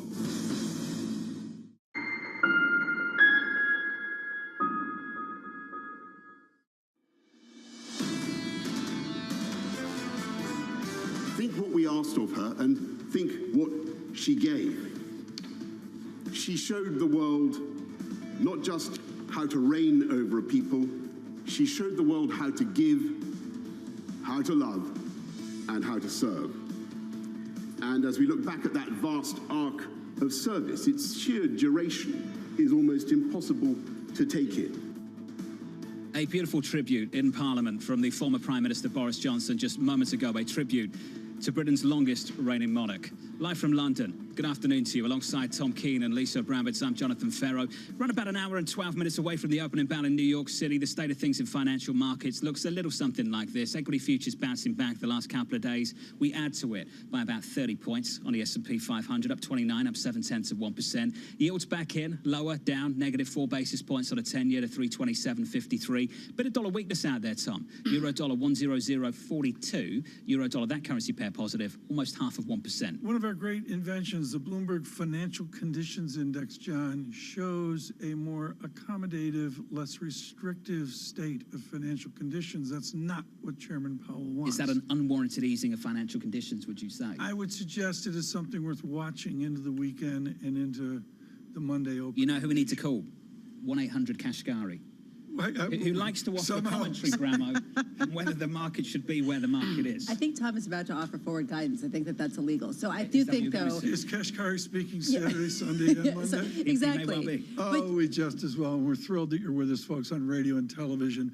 And as we begin this 10 days of mourning and our commitment to London here with Bloomberg Surveillance, it is good to speak to the editor-in-chief of Bloomberg, John Micklethwaite. And what is important here is his commitment to the literature with Adrian Wooldridge and the number of books that they have put out over the years. I want to go to a what if, John, because we do not know the schedule forward. There is, and the first time I walked into it, I fell apart, Westminster Hall. Not Westminster Abbey, but this small hall right next to it that one person on a night in 1941 said, we need to save Westminster Hall, let the Commons burn. And there has to be some heritage there, some symbolism as you mourn your queen. I think Westminster Hall also was the place, as I remember it, and I may have got this wrong, that I think Charles I went to shortly before he was executed, and there have been countless other people. So it is actually very related to the monarchy and to British history, and so it's right at the middle of things. I do think, actually, strangely, in this case, I think there is something very... your sense of history, Tom, is correct, is that there is something at this precise moment very sort of historical about this, and there's also a sense of the monarchy from an earlier age. If you look at the inheritance from Charles's point of view, he is coming into a kingdom that is in danger of breaking up. He is coming into a kingdom that has got poor relations with its ancestral other half in France and Germany and things like that. Mm-hmm. And he's also got a sort of brand new chancellor, if you want, under the old terms, in Liz Truss. So it's a not easy inheritance. And I think in terms of history, from the monarchy's point of view, this is an unusually difficult time, notwithstanding the huge amount of coming together that is happening at the moment. John, how do you expect that he is going to reposition this monarchy in the world that you describe? I think it's a mixture between trying to keep the inherent strength that his mother had, which was the ability to bring people together. You and I just talking before, you could come from wildly different backgrounds in this country. You could come from wildly different races, genders, everything. And people saw this woman as a center of what this country was about. And in terms of international influence, she was about as strong as soft power can get. Everybody you met around the world, doesn't matter, even talking to rulers in Asia last couple of weeks ago, they are still fascinated by this woman who has, after all, met everybody, or did meet everybody. And so as a kind of weapon of soft power, she was extraordinary. Now you have a new person coming in, and I think for Charles, the sort of challenge is possibly to step back a little bit in terms of his advocacy. He's no longer the heir to the throne. He is actually he now is the person at the middle of the English Constitution. He selects who the Prime Minister can be. That means you have to perhaps become a slightly more objective figure. But the second thing is, how do you update the monarchy quietly without losing that sense of power? When you talk about updating the monarchy, one thing that Queen Elizabeth II did was that she became an icon of culture. She became, as one historian said, she is Tower Bridge and a red double-decker bus on two legs, not to mention Big Ben, afternoon tea, village fetes, and sheep-flecked hills. How much can the new king, King Charles II, really move at a point, King Charles III, come out and actually represent something cultural? And if not, what relevancy will this monarchy have? It's quite interesting, the world in which, I was just thinking whilst you were talking, the world in which John and I grew up, obviously John massively younger than me, but the stamps, the basic fact is the thing you were used to seeing was the monarch's head on a stamp. Well, now we don't see as many stamps. It's difficult to imprint a monarch's head on an email and issues like that. I do think it's a question of rebranding. When you looked at the Jubilee celebrations recently, in which Charles was right in the middle, there were some things that worked, putting great big images on top of Buckingham Palace. There were other things which maybe just felt it was a bit like watching your kind of granddad trying to dance. There was a little bit of that. So it's a very difficult thing. And at different times, the clever thing about the Queen is she was quite good at letting the junior royals go off and try things. There was a famous thing called It's a Knockout, which is too painful to go through, but where they all dressed in medieval costumes and sort of threw sponges at each other, but that was conveniently passed off. John, you've opened this up. You've got to explain this now. Amazing, go. It was a kind of game show that had appeared on television, which the more I think about it, the less easy it is to defend to any audience that stretches beyond this particular kingdom. The royals had a game show? They did once, and it did not work out well. So that perhaps was something that didn't went on a game show entirely work. It was like a guest version for charity. But it didn't entirely work, and I cannot remember the full details of. So please don't push me too hard on it. But John, it's probably a decent place to pause and reflect just for another moment. There have been times in the history of this royal family, even with Queen Elizabeth on the throne, where they've had difficulty connecting with the British people. Do you think King Charles is going to have that difficulty? And I think of a particular generation very much enamored with the late Princess Diana, who are uncomfortable with Camilla taking the title of Queen. I think that my personal view is that has moved on. I remember that very well, but my sense is that has moved on, and Charles has sort of pushed himself, notwithstanding certain Netflix series, has pushed himself back into and several films, has pushed himself back into the middle, and he is now a more respected figure than he was then. But the interesting point is that the thing that determines a monarch is that old sort of Harold Macmillan thing about events, dear boy, events. Nobody could have guessed what was going to happen to Elizabeth. Nobody can guess what's going to happen to Charles. We know he faces some things like the possibility of Scotland and Northern Ireland maybe leaving his union. We're here for 10 days. Do you have a restaurant you like? Close to here, the Bloomberg Pantry stands out. Tom was banned from mentioning The Crown on Netflix for our whole time here. You just got full John clearance. Mickel's right there, live from London. This is Bloomberg.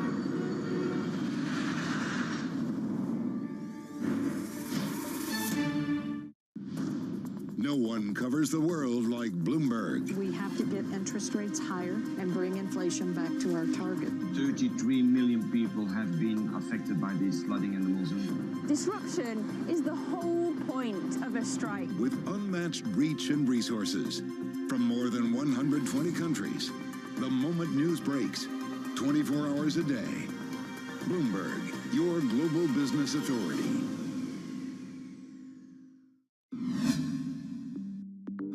A landmark climate bill passes through Congress.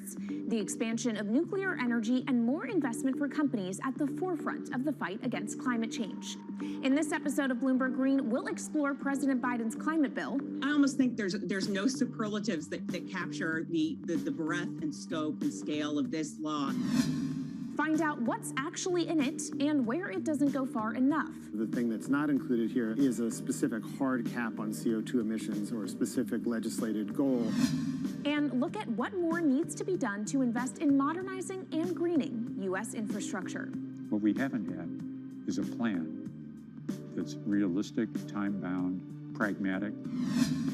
I'm Kaylee Lyons from Bloomberg's World Headquarters in New York, and don't miss this week's edition of Bloomberg Green, airing this weekend on Bloomberg TV, Quick Take, and online.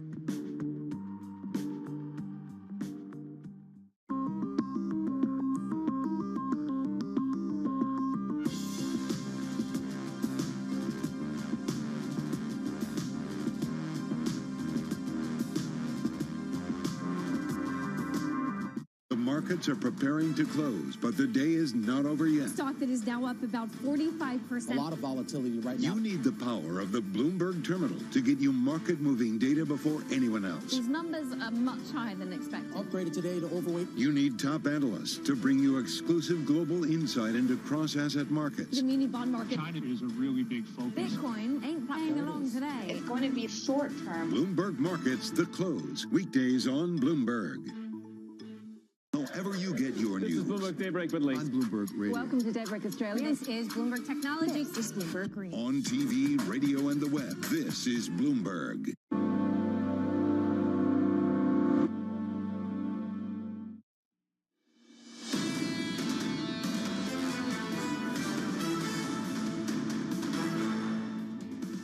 Live from London. Good afternoon to you. Good morning to you stateside. About an hour away from the opening bell in New York City. The shape of things looks a little something like this on the S&P 500. Decent rally the last couple of days. We had some weight to it. On the S&P, we advanced 31 points, up 0.8%. Yields lower by 5 basis points, 326.77. 10 days of mourning here in the United Kingdom. We'll be on top of those events for you. Couple of updates so far today. King Charles addressing the nation at 6 p.m. UK time. That's about 4.5 hours from now, so look out for that. We were looking ahead to a Bank of England rate decision next week, September 15th. We've learned from the Bank of England that the MPC will postpone that decision, delay it just the 1 week, so Tom will get that decision on September 22nd, so a 1 week delay from the Bank of England. And an important point here, John, is it's very fluid forward, and as Lisa's mentioned a number of times, not just the morning for this queen, but the news flow forward into the weekend. And I'd start with the war in Ukraine. It's very flexible. I think it's good we're in London here, given the European story that's out there. Oh, without a doubt. What we see with the morning in the United Kingdom. Tom, inevitably, and this is going to be of no surprise to anybody, the front page of every single newspaper in this country, including the Financial Times, Lisa, really quite moving, is on the Queen.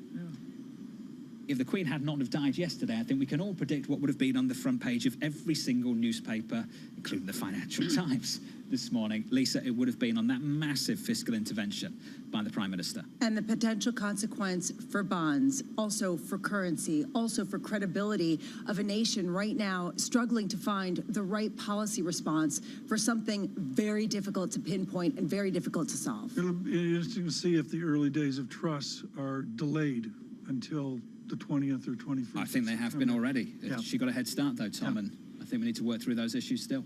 Well, let us continue right now with an important essay in truly his professional wheelhouse. William Dudley joins us. He's the former president of the New York Fed, which is a different Fed. And Bill Dudley puts to rest one of the great concerns of what I'm going to call collegially the doom and gloom crowd that says, oh my God, we're going to have some form of short-term paper crisis, a liquidity crisis, however you want to phrase it.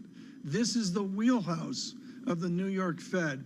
Bill Dudley, why do the adults at the New York Fed, including you've lived it, why do you disagree with the doom and gloom crew?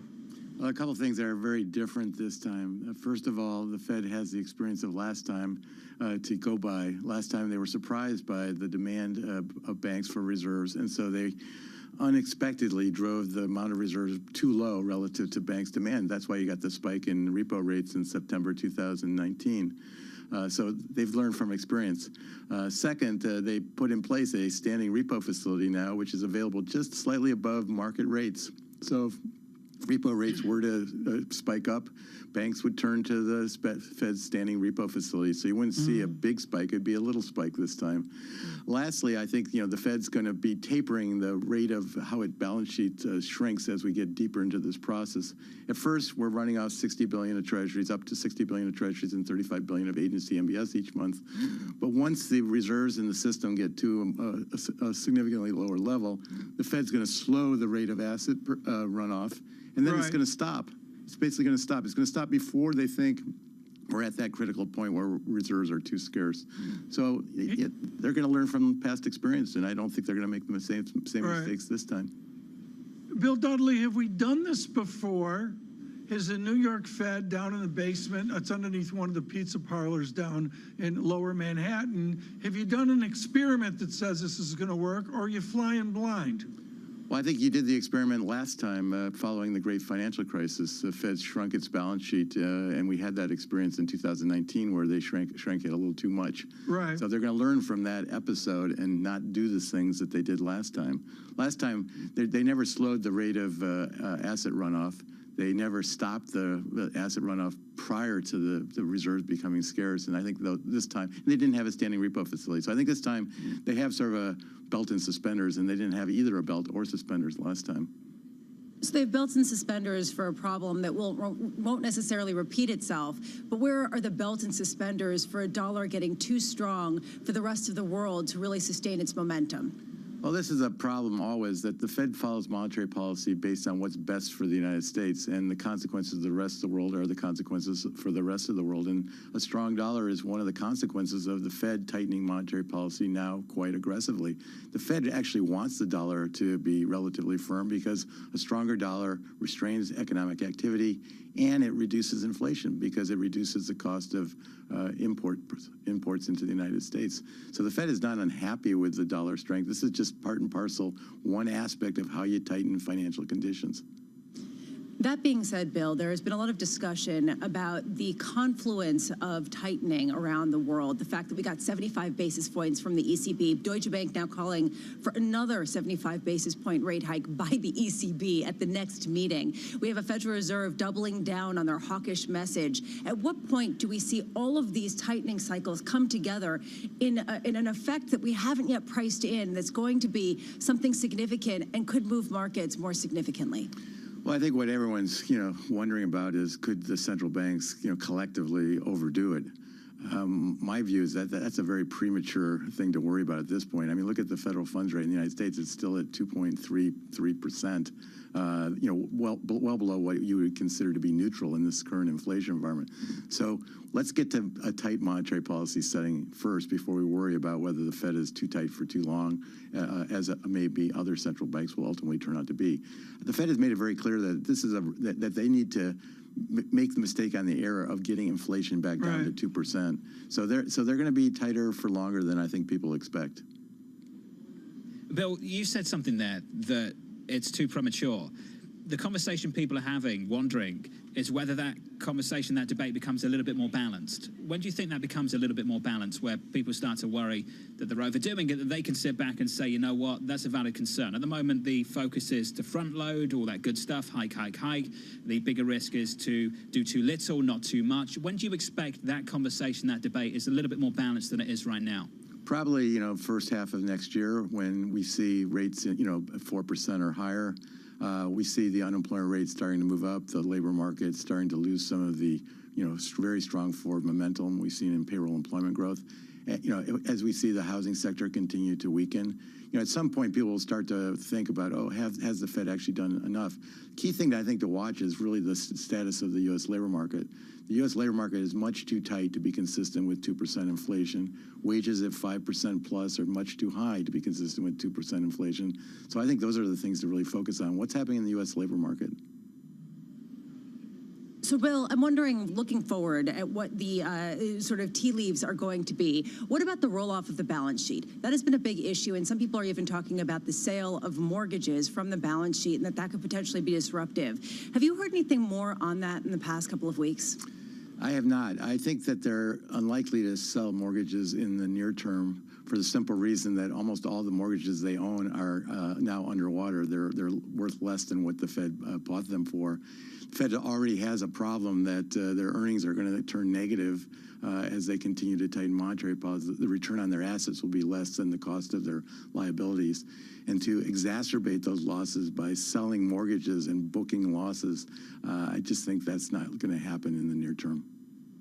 Bill Dudley, formerly of the New York Fed and a good friend of this show and of Bloomberg Opinion as well. Bill, thank you. Lisa, some big questions to ask there. What did you want us to pick up on? Intervention, coordinated intervention. Well, he was talking about how it's a little too early to say that all of the effects come together to talk about a pause. We've heard so much about coordinated intervention, about the currency, coordinated intervention to take some sort of pause, and how that's not going to happen because right now the U.S. is benefiting disproportionately from some of these policies. And that, I think, is a fascinating moment, and that's why it's interesting that he says it's premature. I got at least 3 emails this week on are we near a new Plaza Accord? And I do the math. It's some fancy Bloomberg math. I'm not going to go into it now. But the bottom line is we are nowhere near the calculus, the first, the second derivative, oomph, the inertial force that we saw in 1984. We're nowhere near it. You know how the show often goes. We'll have a conversation and then someone much, much smarter will give us some feedback on what they think. So we were talking about Japan yesterday and the BOJ, and I sat here and I said a few times that if I was the Treasury or the Federal Reserve, my response to the Japanese would be quite simple. If you want a stronger currency, do something about it. You're currently pinning yields down, so-called yield curve control. I believe the upper band of that on a 10-year is 25 basis points. You're keeping rates unchanged. Everyone else is hiking. I think that it's very intuitive to expect, fairly obvious to expect a much weaker currency. And someone wrote, and I had a conversation with them, and the point they brought up I thought was really, really important. What do you think is going to happen if they abandon yield curve control tomorrow?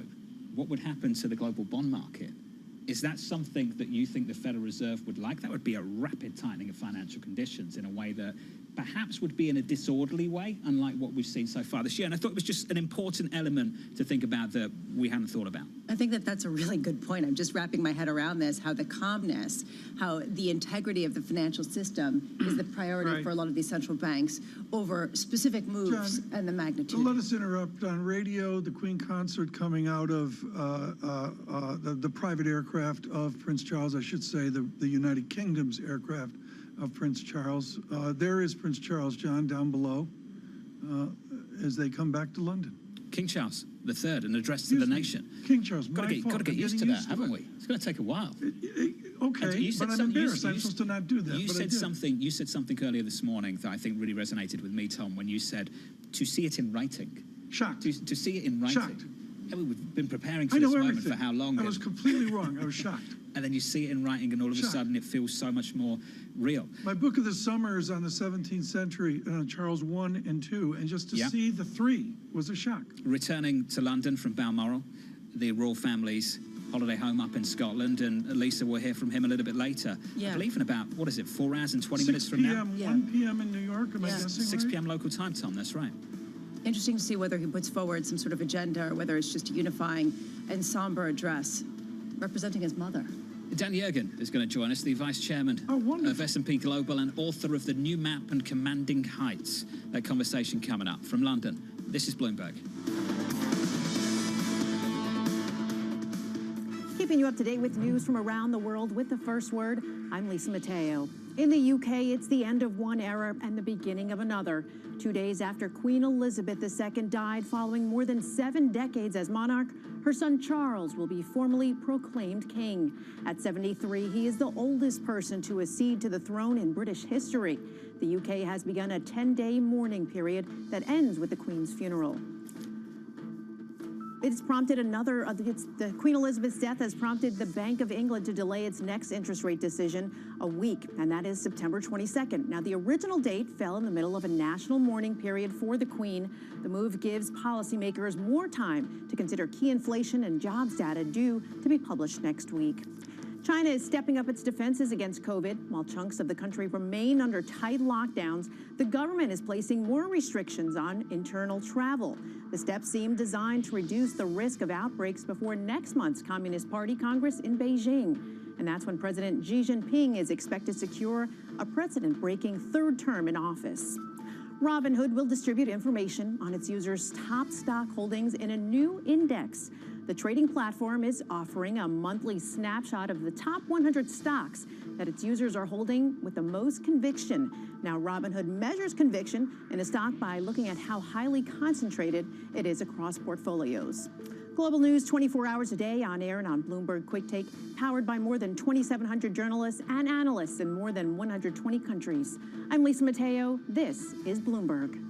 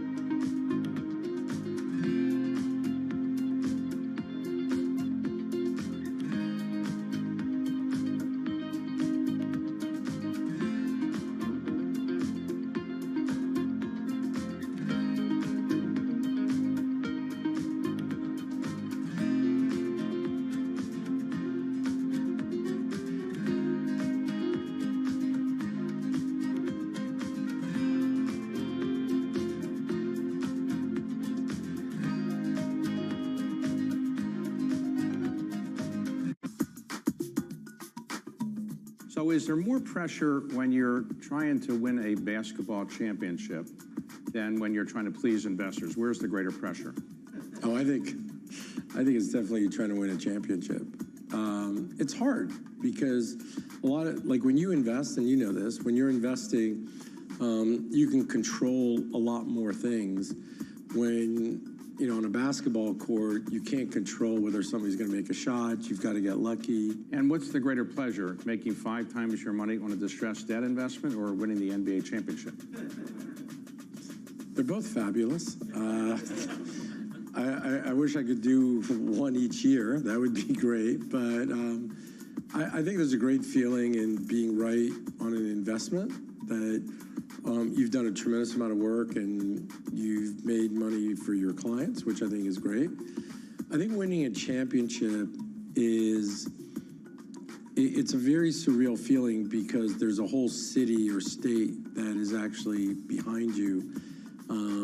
You know, we had 70,000 people at the finals, and we had them all outside. You had 17,000 in the stands, and then literally like 60,000 people outside. And when we won, like just the joy that you had brought to the city was phenomenal.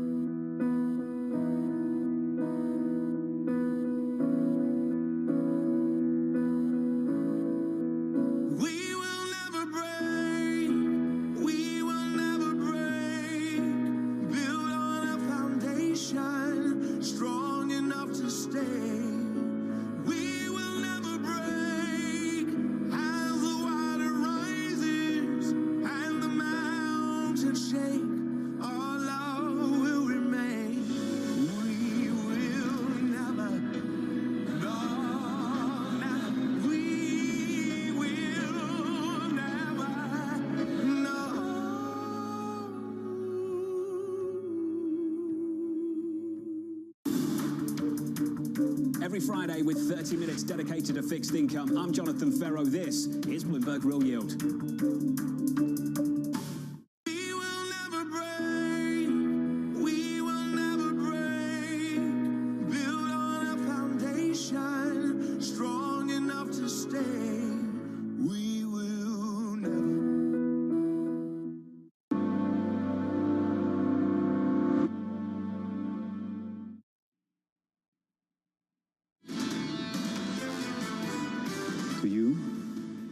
She was your queen. To us, she was the queen.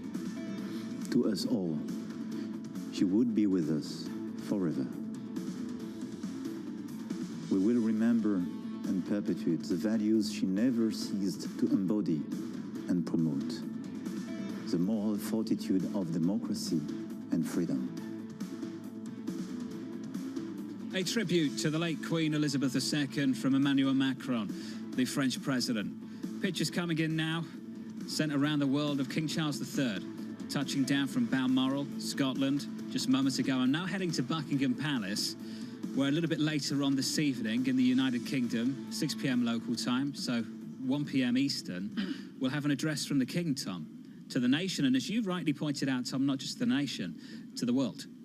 Well, I think to the world, and President Biden and Dr. Biden, I believe, John, are confirmed to now attend the funeral, and others will. I hearken back to 1963. It's my only equivalent to shock of Charles de Gaulle and Haile Selassie of Ethiopia standing there at Arlington Cemetery, seared in my childhood. I don't mean that there's an equivalent there, but at the same time, I do think that the enormity of what we may see, I believe tentatively scheduled Monday of next week, could be really significant. When for confirmation of that, Tom?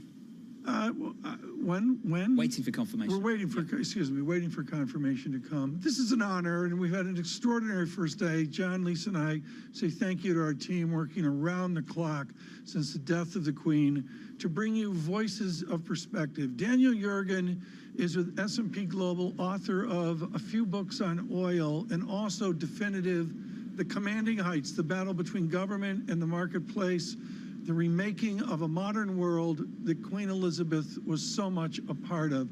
Dr. Yergin, thank you so much for joining us. And I go back to a conversation you and I had after the death of Baroness Thatcher, of a funeral you attended with great emotion in London, and the politics of Thatcher and such.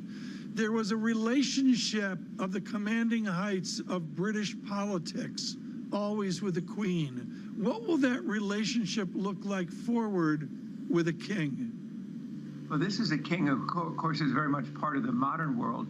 I went to school with him at Cambridge, where he was quite a good student. The Queen, of course, was connected and was visible and a stalwart during World War II. So this will be more forward-looking. And Charles has carved out a series of issues that are important to him. But he will, I think, in his regal role, will have to be more measured in what he engages in. We spoke with Mohammed Al-Arian of Queen's College, Cambridge this morning, and you bring up the linkage here of something that Queen Elizabeth and Prince Philip wanted. They wanted educated children. Give us a scope of King Charles III's international view. We know so much of his English services. Give us a scope of his international view. Well, I think he's obviously been very engaged with environmental issues. That's been very much on his agenda. And he's also just had the job of, as he travels the world, of representing Britain and representing and being the symbol of the Commonwealth as well. So I think that feeds into it. And I remember one of our common professors said, that he was a very good student at Cambridge, and he would have gotten very top honors, except he had a few other things going, which he had to be invested as the Prince of Wales, and that took some time. It took him away from the classroom for a while. They were going to invest you as a Prince of Oil. Lisa? Well, Dan, and actually it's one that's very relevant at the moment, given some of the pressing issues at hand, and we'll get to that in just a minute. But when I look at the book title behind you, The New Map, and this question of the new order of things and where the Commonwealth fits in, how do you see the alliances sort of shaping, and what will the new Commonwealth look like? Will it be the United Kingdom? There are so many questions around this unity. Well, Britain is because after Brexit has to cast itself a new role. Remember that role closer to the United States and trying to be, in a sense, an independent global power. But it's doing so at a time when its economy is really in big trouble. And Liz Truss, the new prime minister, has a very difficult job ahead. It is interesting, by the way, she has embarked on a Thatcher-like program right from the beginning. Definitely, she's made a turn, and it really does invoke the woman who was prime minister the longest in the last century and a half, Margaret Thatcher. So, Dan, you are an expert in all things having to do with oil and energy, and this really is at the epicenter of what you were just talking about in terms of this Thatcher-esque program. Do you think this is the right solution? How important is it to target what we've been talking about all morning, which is the demand side of things, and dampen it in order to get things more into balance? Well, I think demand has to come down. If you can bring it down 15% through almost voluntary response to price and so forth, that can take a lot of pressure off. It's striking how much Russian gas to Europe volumes now are down to 9 and 10% when it used to be close to 40%. Much depends upon the winter, but once they get the storage filled in Europe, I think that takes some of the pressure off the market. But every government, I just talked to some of the ministers in the different governments, they're all having to rush out financial support to consumers to weather this storm that is just not well perceived in the United States, but it's devastating for people's pocketbooks and for the economy in Europe. Dr. Jurgen, John Farrow has brought up a number of times the failure of Germany and their hydrocarbon policy with Russia. You are definitive about this and indeed led on it in the Commanding Heights years ago. Let me cut to the chase and use brutal language. How bad did Germany screw up? Well, I think the big mistake was not having it. It was not, I mean, after the end of the Cold War, Russia's a nuclear power. You had to try and integrate it into the global economy, and energy was one of the ways to do it. I think the big mistake the Germans made where they were confident they would just rely upon that. They didn't build energy security in, they didn't build diversity so that they were overly dependent. I think that was their problem. And I think shutting down nuclear power turns out to have been not a good idea. In fact, reactors that were going to be shut down at the end of the year, they're going to at least keep a couple of them either for emergencies or maybe keep them operating. Even Japan, after Fukushima, did not close down all of its nuclear power. Dan Jurgen, some questionable decisions from that country over the last decade or so. Dan Jurgen, thank you very much, sir. Thank you very much indeed. I saw someone joke yesterday them to do that for themselves the next time they're on TV and radio with us. They talked about maybe Germany needing to adjust, accept some structural reforms, perhaps even a package to make sure there's some European solidarity. Now, you can see where I'm going with this. Oh, please do explain. It seems odd to me that Germany is asking for European solidarity on this issue when they've clearly made some very, very questionable decisions on energy policy and foreign policy alike over the last couple of decades, and sacrifices that countries like Spain might have to make through the winter when, at the height of the debt crisis, the periphery had to take on a massive amount of structural reforms. Where was the solidarity on the continent 10 years ago? Well, what you're pointing to is the real tension emerging in the European Union. Is it only good when it's good for us versus something that is more wide-sweeping and helping people out when they need help? Yeah. Are we doing another hour? Can I go get You're going to join me for the opening bout. Anastasia Amoroso, Mike Collins, Jonathan Gollop too coming up, TK. Outstanding. Looking forward to it.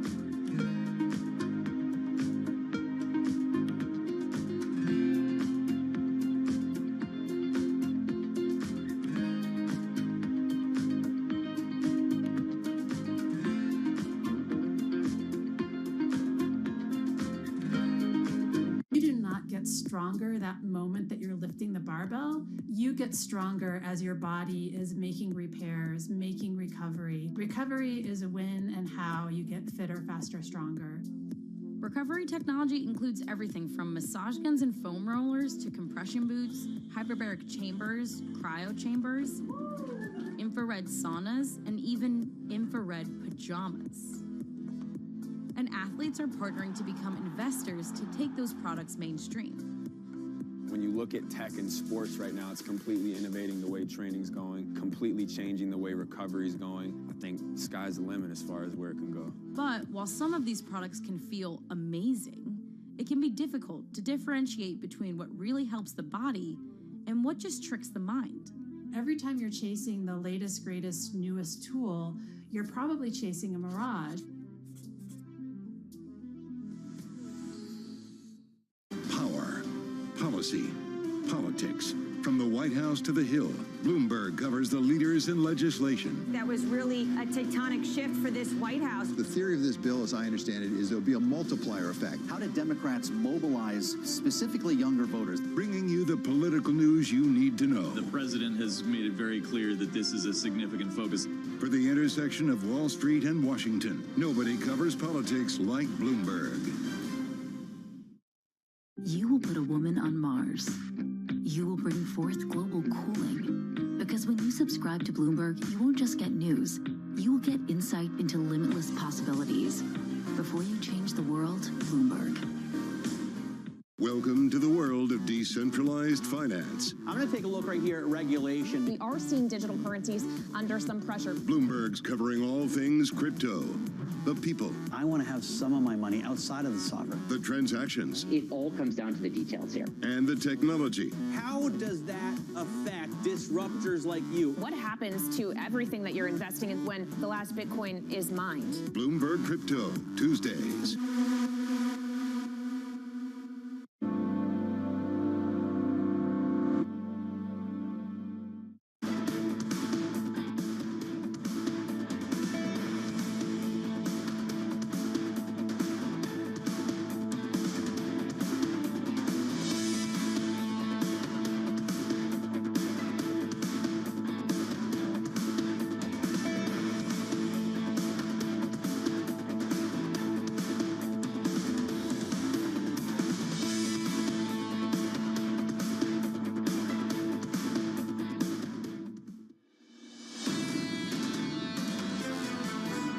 This is an extended edition of Bloomberg Surveillance with Tom Keene, Jonathan Ferro, and Lisa Abramowitz.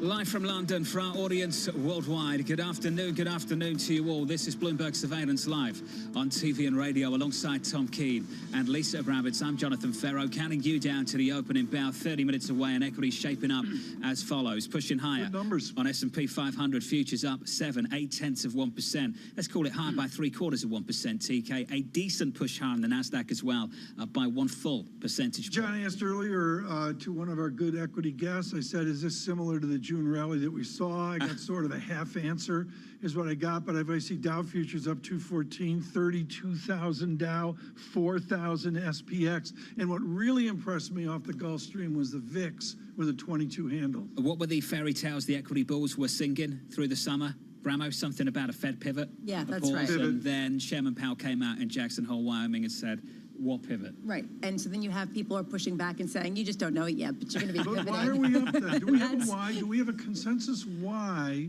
we've advanced? No, I mean, you can pretend that there's some sort of narrative. People are basically saying the dollar, the fact that the euro is actually gaining some traction, that there's a better sentiment. If I give a narrative, people will laugh at me and say, you're really going to try to give this something? Because it's very difficult to say. On radio, John, this is really important, not to slow down the show, an eventful half hour here in a serious tone. Not at all. Here in London. You're not slamming the brakes Take the wide on. shot right now, guys, of us. I mean, I'm sorry. This looks like the College Bowl, the Prudential College Bowl in like 1964. The College Bowl. University of Alabama. Oh, Bama. Crimson Tide. Roll Tide and all that good stuff. Yeah, I know. I'm up to speed. You know that. Let's go. College Bowl was a game where you guessed questions and your parents said someday that will be you. Like University Challenge. Yes, very good. Which the new Chancellor won a few times, you know.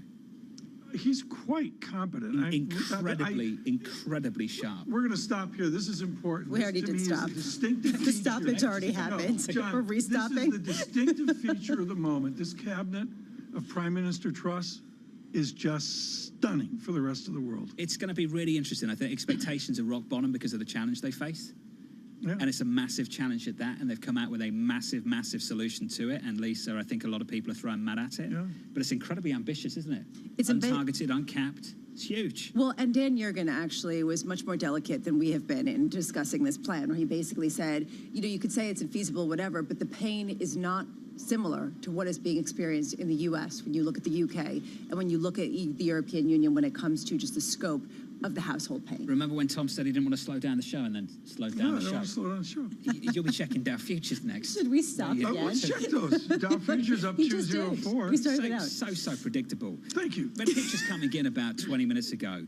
Important pictures. King Charles III touching down in England, coming back from Balmoral, Scotland, the royal family's family home, holiday home, up in Scotland. He's now heading to Buckingham Palace, where he'll address the nation and, as Tom pointed out a couple of times in the last few hours, address the world as well. You can see the motorcade heading over to Buckingham Palace right now. I believe we can catch up with Guy Johnson from outside Buckingham Palace and catch up with him and get his thoughts on what we can expect to hear, Guy, in around about 4 hours' time. I think we're going to expect to hear, and I'm going to use the word again, John, continuity. He is going to want to calm the nation. He is going to want to talk about his mother. I think that will be the bulk of what we're going to hear today. He's going to pay homage to his mother. He's going to speak about Queen Elizabeth. He's going to speak about her incredibly fondly. He's going to speak about her achievements. And he is then going to look forward. He is going to talk about how he is going to build upon that and how he is going to work with what she built. She earned the respect that she had. He has yet to earn it. He needs to do that, Tom. Guy, not to catch you unawares, and I hope you're read in on this as well and the royal niceties of it. What is the difference between a queen mother, or a queen consort? What is a queen consort as Camilla listens to her husband, King Charles III, this evening?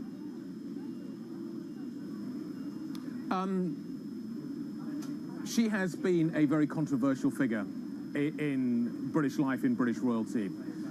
The second wife of Prince Charles, obviously, following the death of Diana. She has, I have to say, if you look at the polling, if you look at the way that she has been treated over the last few years, grown into the role. And she has gained respect. And I think what would have been unachievable a few years ago, Tom, is now achievable. That she is able to fulfill this role, that she is able to step into that role as Queen Consort. So I think it's going to be interesting to see how she grows into the role. But I think the public's respect and feelings for her have changed significantly over the last few years. Guy, not only this afternoon in London on a lovely, cloud-filled but not rainy day, what kind of crowd turnout do you expect? And then through the week at different events, has anyone measured that yet or guesstimated the crowd attendance? Many, Tom. There are many people here. I have no idea of the exact numbers. I've certainly seen this area more packed, but I suspect that over the next few days, the numbers will grow. There is a steady stream of people around me. There are hundreds of cameras here. We are sort of encircling Buckingham Palace. The Mall behind me. I look over to my right, down towards the Mall. There are many people here, and those numbers will continue to grow over the next few days. Obviously, we'll be watching as the Queen's body comes down and people are able to pay their respects and to mourn her directly. That there will be a shift of emphasis or location, but there are many people here, and that is understandable. This is a huge moment in British history. Guy, Prince Charles was known for trying to push forward a greener energy agenda. That was a really important project to him. We've been talking all morning about how his role as King Charles III will be very different than his role as Prince. Yet a lot of people are wondering what this will do in terms of influencing policy at a time when we're actually moving away from that a little bit globally when it comes to trying to fortify some of the energy sources. What do you expect, or what are you hearing on that front? I don't think he will play as a direct role as he had in the past. I think in the past he was certainly trying to create space for himself, to create an agenda for himself, trying to explain what he was interested in. now that he is king, that role changes. It will be interesting, I think, to see what William does. He will assume the Duchy of Cornwall. Will he continue his father's work? The Duchy of Cornwall, in many ways, has been the launch pad of many of the green agendas and architectural agendas that King Charles has pushed through as the Prince of Wales. So it'll be interesting to see how his son develops that process, but I think King Charles will be different to Prince Charles.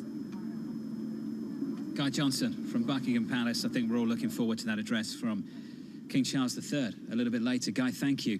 Building on that, Lisa, it was Greg Valliere of AGF this morning who wrote the following, and thanks to Anne-Marie and DC for passing this on. We've sifted through thousands of words on this, wondering what King Charles III will mean for America and the world. The bottom line is important. He may lead the battle for a radical environmental agenda, which has fallen out of favor as the dominance of fossil fuels continues to be a political and economic necessity. People much closer to the story here in the United Kingdom right now would take a different view on this. And I think what we heard from Sir Robin Nisbet a little bit earlier from Chatham House, Tom, was a suggestion that Prince Charles is going to be very, very different to the King Charles we're about to have, which is something Guy echoed just moments ago. Which is interesting because you wonder how this will affect the alliance between President Biden, who's trying to push a similar agenda, and King Charles III, but don't expect the same person as when he was Prince Charles. It evolves. And, I'll be honest, folks, I don't have the details in front of me, and I don't have a 4-inch binder to brief me on it.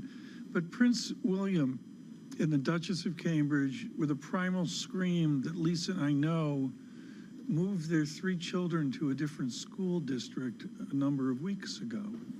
How does that get derailed now? I mean, you wonder about a normal family scream of we want our kids to go to school A versus school B for whatever reason. John, is he looking at me for a reason with children's and primal screams? No idea.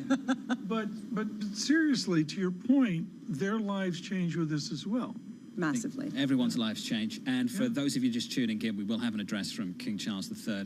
We'll get that at 6 p.m. local time, so that's about 1 p.m. Eastern time.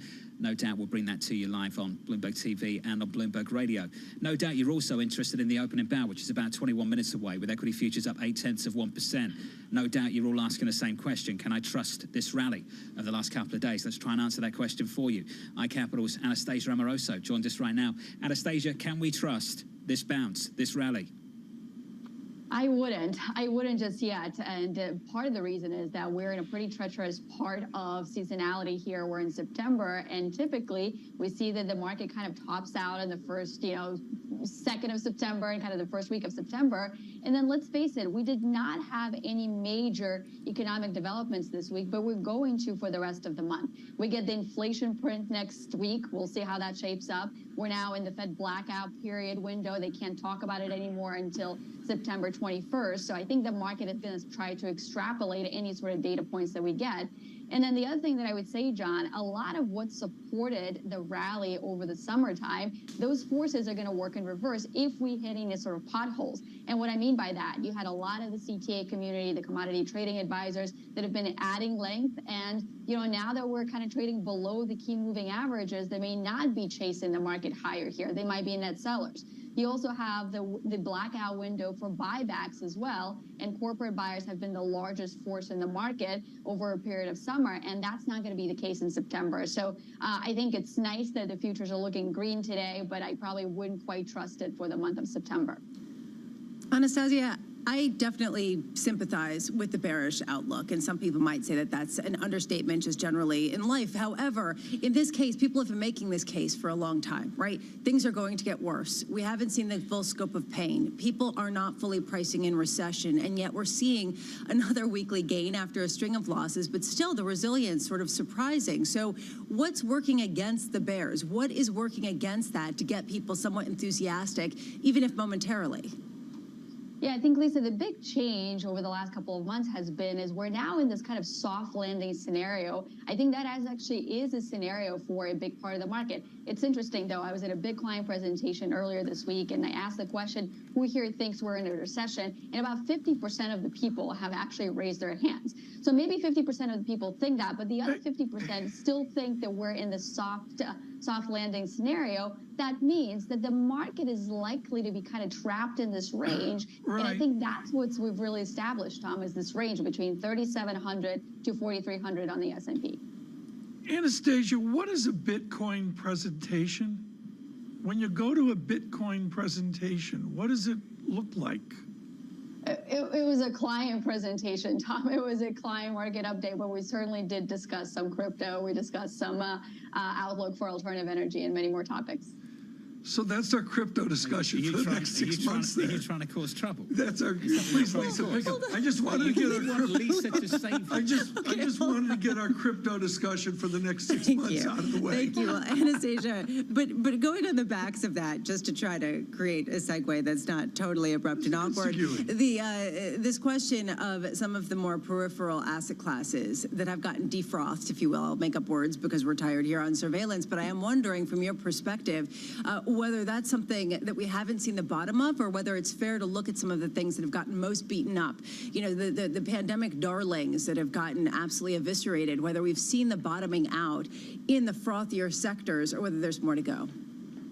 I think it's definitely, broadly speaking, that space is worth looking at, kind of the unprofitable, high growth, tech area, but I would be very selective there. So for example, you mentioned some of the pandemic darlings. I'm not sure that would be the top trade for me to look at right now because yes, the valuations have reset, but the catalyst that was the pandemic is hopefully very much in the rearview mirror. And if you look at some of those companies that had this outsized, couple of years of revenue and earnings growth, I don't think that's going to be repeatable in the next several years. So I'm not really tempted to pick up the pieces there. But if you look at parts of technology, whether it's your favorite semiconductor stocks or software stocks or clean energy stocks, I very much think the catalysts for those are still in the years ahead. And we are looking at earnings growth that should outpace the S&P 500. So those would be the types of companies that I would look at.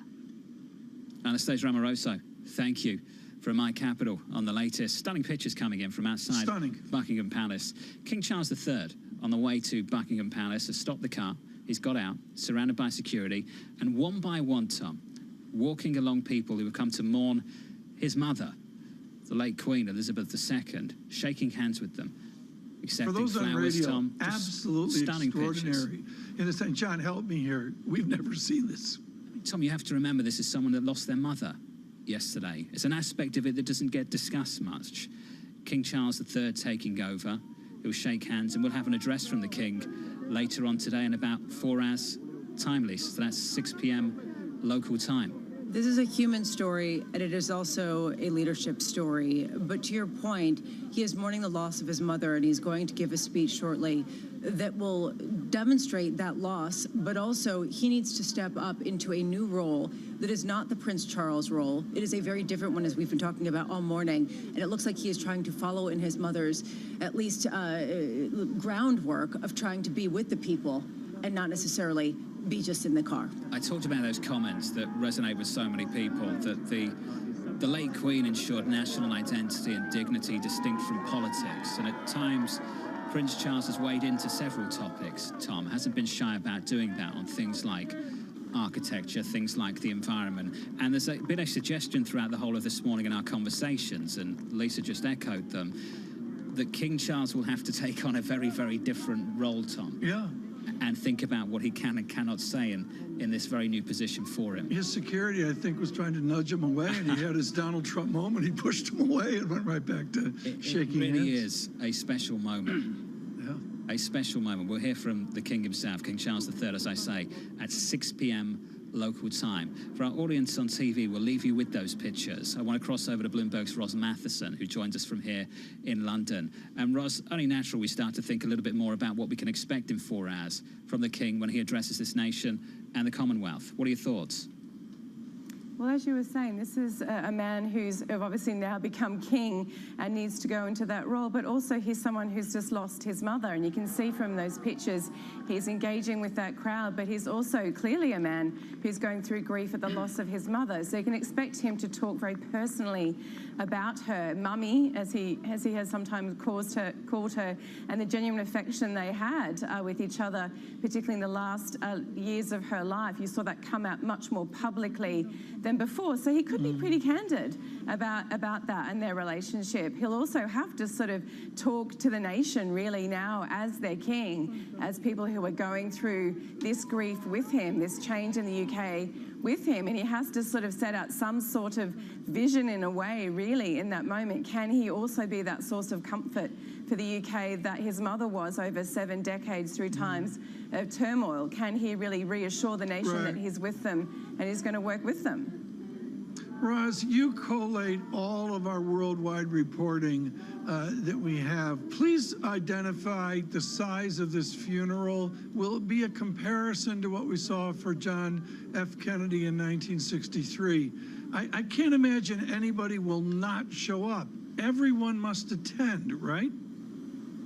Well, that's right. I mean, this is a monarch who ruled for 7 decades, the longest ruling monarch in British history. This was a woman who spent all her life traveling around the world building those relationships, not just with Commonwealth nations, but of course with America, with many other countries around the world. You saw the affection with which the French president spoke of her last night, even as when he's had his own tensions with the UK government over Brexit. So you can imagine every leader will want to come here if possible. You'll also see the British people want to be involved in that, just by the crowds that we're seeing outside Buckingham Palace today. It really will be a momentous moment for the UK to send her off with that funeral, both at an official level, but also at a very personal level for many people here in the UK.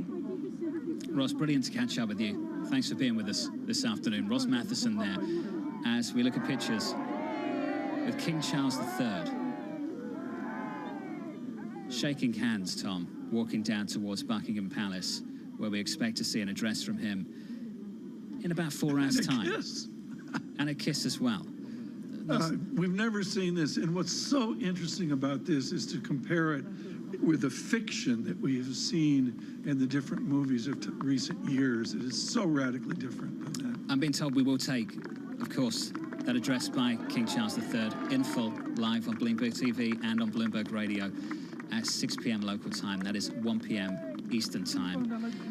One thing that is always in our thoughts, though, separate from this, is this coming Sunday, marking the 21st anniversary of 9/11 in the United States. The New York Stock Exchange, which typically observes a moment of silence, will do so right now. We can head over there to observe that moment of silence for just a moment. Let's listen in.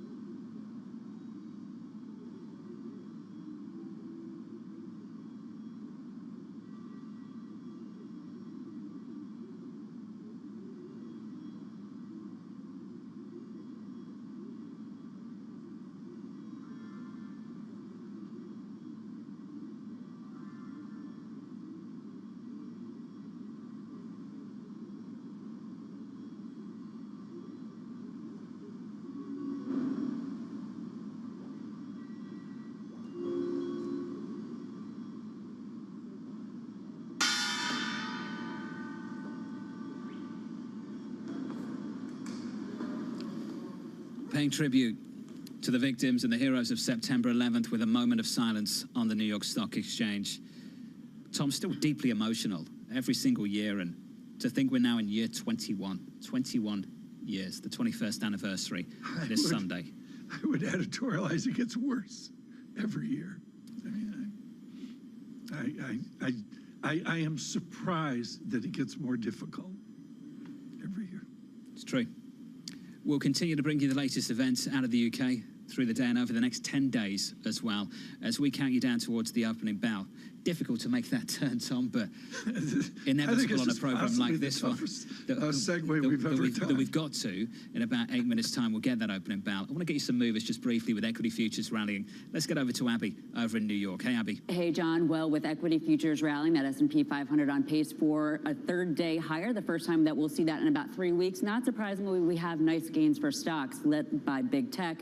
Apple Apple, Microsoft are higher, but NVIDIA, the chip maker, really leading the way, up almost 2%. This, of course, as yields are lower, that helps valuation look better, but we also have a report that the supply time, it has improved by about a day. JP Morgan Chase up about 0.6%, so falling yields not weighing on banks.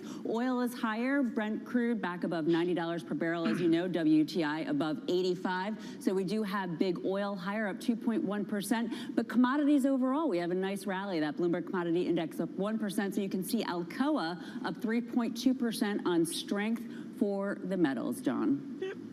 John, it's a brilliant data check, and that there were so many Dow and former Abby's Dow components in there. One of the best. I'm not sure she mentioned the Dow, though, did she? No, she didn't, but it was good to see the makeup of the stock movers. There were. It was implied. Clearly. There were no meme stocks. She knows the rules of the show, doesn't she? Some people didn't. Killed that. PGIM's Mike Collins joins us now. Mike, we're not going to talk about the Dow with you. We are going to talk about the Federal Reserve. Chairman Powell spoke yesterday, Mike. He talked about this need to re-anchor inflation expectations, that the clock was ticking. Was that a man doubling down on the comments from a few Fridays ago?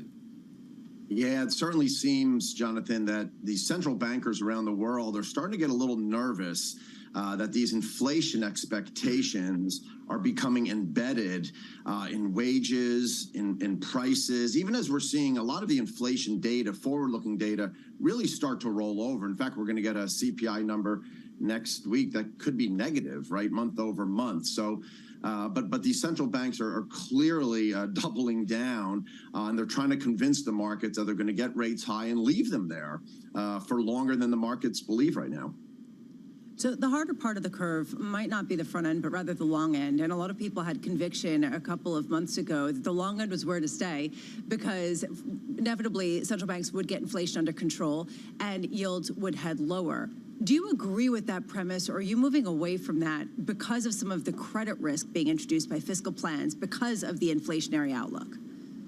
Yeah, I still think the long end of the curve is going to remain pretty well anchored, but I think the bang for your buck, not to get too inside baseball here, but is really in the intermediate part of the curve. That's where we're trying to focus right now, right? Right now, the markets are pricing in a funds rate by next spring of about 4%. And then slowly going down, maybe another 40 basis points throughout next year, and then another, 60, 70 basis points in 2024. I think that's really consistent with the Fed's expected path.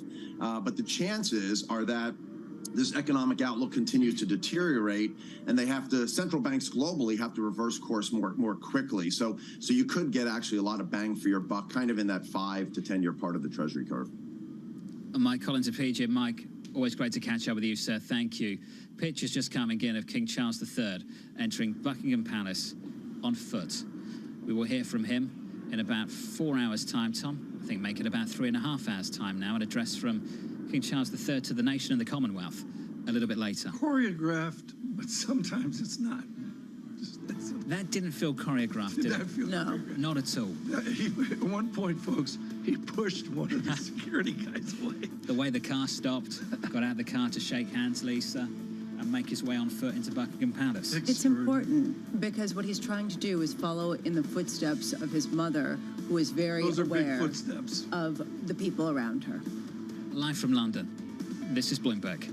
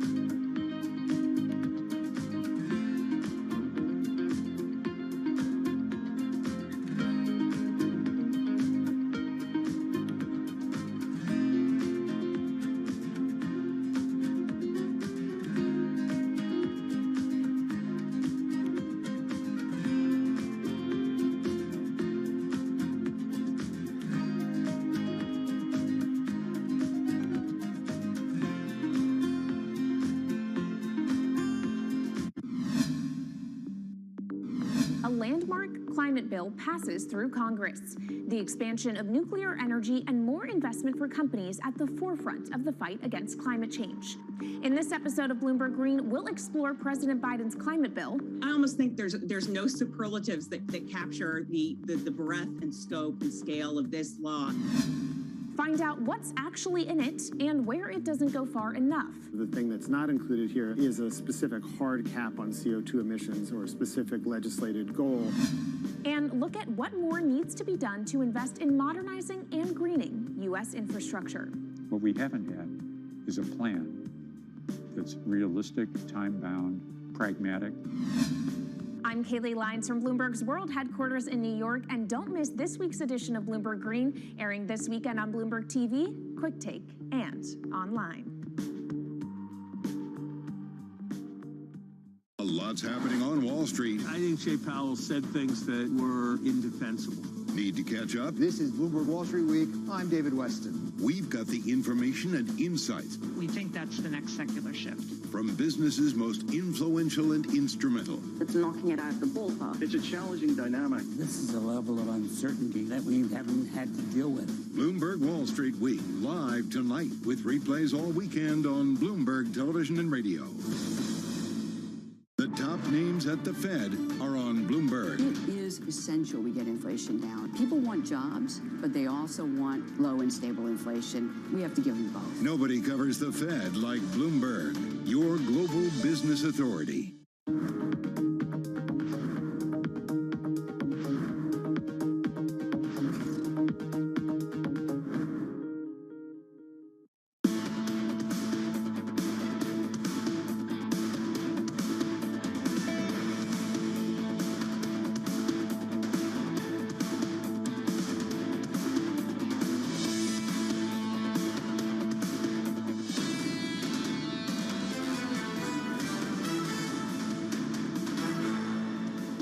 The opening bell in New York City, just seconds away, live from London. Good afternoon. Futures positive 0.6% on the S&P. On the Nasdaq 100, higher by 0.8%. Movement in the bond market. Let's take a look at things. 2s and 10s. Your bond market's shaping up as follows. Yields down by 2 or 3 basis points. They were much lower. At least moments ago, the St. Louis Fed President Jim Bullard, he speaks again. Yeah, he was speaking to Bloomberg News saying he's now favoring a third straight 75 basis point rate hike, and he expects the Fed to hold rates higher for longer next year. Wall Street is underestimating this. And he said, I wouldn't let one data point sort of dictate what we are going to do at this meeting. So I am leaning more strongly towards 75 at this point. You are seeing a tick higher on the front end. Is this a tick new? Well, I tell you what, this headline is a pushback against where we are right now. Some of this might sound repetitive, but the timing is important. But is this new Bullard? Markets underpricing higher for longer rates. This, for you and I, and for us as well, Tom, this was the standout part of the conversation for us in Jackson Hole, Lisa. Yes. It was the pushback from a whole host of Fed officials who thought the market pricing, not for September and the meetings after that, who thought the market pricing through 2023 was too dovish, looking for rate cuts, and the push that he's trying to establish, and he's clearly not alone. I think that's important here. He says that markets are underpricing higher for longer rates, that they're going to hike maybe towards 4 by the end of the year, and then they're going to sit there and maybe sit there for up to 12 months. And it's telling that he's doing this after the market already moved on those prior responses. And it comes as we speak with different strategists who say that they're not buying the Fed when the Fed is saying they are not going to pivot. And perhaps this is the Fed saying, listen to us. We're not just making things up. That's interesting to see. And again, what's so important to me is what's changed today is the Fed, and then on one day later to the Bank of England. I think it's just great to see it on the 9 o'clock hour here that Caterpillar leads the Dow up this morning. Oh, is that right? 2.70%. Didn't I tell you it's against City of London rules to well, you know, the Dow? You'd have the authorities from the Square Mile coming into the office. Everything's changing. He's going to send authorities after you. King Charles III is changing with a wonderful walkabout we just seen, and we quote the Dow. Wasn't that great? Wasn't that great? Oh, it's history making. I'm sorry. I mean, this isn't like Netflix, folks. This is real, and for the next 10 days, we are thrilled to come to you from John's United Kingdom to let you see these moments that are not choreographed. That was the first moment, Tom, for me, and I suggest it might be for others as well, where you felt like the nation was gaining something. And the last 24 hours has been about losing something. And the next 10 days will be that way as well. Yeah. But the way the king engaged the crowd gave you a sense that we were gaining something. And you'll hear it again repeatedly. Long live the king. And we'll hear from the king himself. Well, at 6 p.m. local time, Tom. We will. With the, SPX up 30, Dow up 196. Am I doing Thanks enough for data? that. You carry on. Okay, is Abby still with us, or is Abby walked off the set? I'm going to cut your mic in a moment. We're up 3/4 of 1% on the S&P. Let's get you some movers. We can do that with Abby back in New York. Hey, Abby. Hey, John. Well, we do, of course, have a nice start here for stocks. As you all were just talking about, the major indexes are higher. That S&P 500 up for a third day in a row. The first time we've seen that in 3 weeks. A big help, Apple up about 0.6%. That, of course, is the heavyweight. You were talking about the move in bonds. We have a rally there. That means yields down. That helps valuation on the big tech and growth stocks look better. So we, again, have a rally for Apple and some of the other tech, such as Microsoft and NVIDIA. But even with yields lower, banks are higher, too. So it's a broad-based rally. Take a look at Bank of America, one of the big money center banks, up 1.3%. Oil, a rally there as well. WTI crude back above $85 per barrel. That has Chevron up 1.4%. And then finally, rounding it out, it is, again, a broad-based rally. Commodities higher, too. That Bloomberg Commodity Index up more than 1%.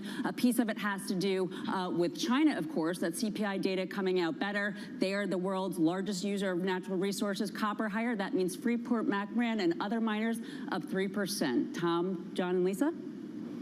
Abby, thank you. We're going to build on this, I'm pleased to say. Good friend of this program over the years, Jonathan Golub of Credit Suisse. John, you've become a little bit of a rarity.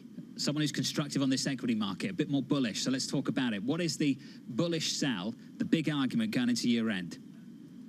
Well, I mean, I recently there's a lot of very, very positive news that's not getting enough press. But the most important one is that inflation expectations are absolutely collapsing on where inflation is going to be a year or 18 months from now. And if you look at the 1 year break even, it's actually predicting that in a year from now, we will be below 2% on headline CPI. Now, a lot of that is on energy prices, but nonetheless, that would be a really big deal. And that's ultimately the reason why the market is saying that the Fed is going to blink, because when we get to the first quarter and inflation is, something in the ballpark of 4%, and the prediction is that there's momentum behind this and it's going to keep falling, why would the Fed unnecessarily drive us into recession, kill, several million American jobs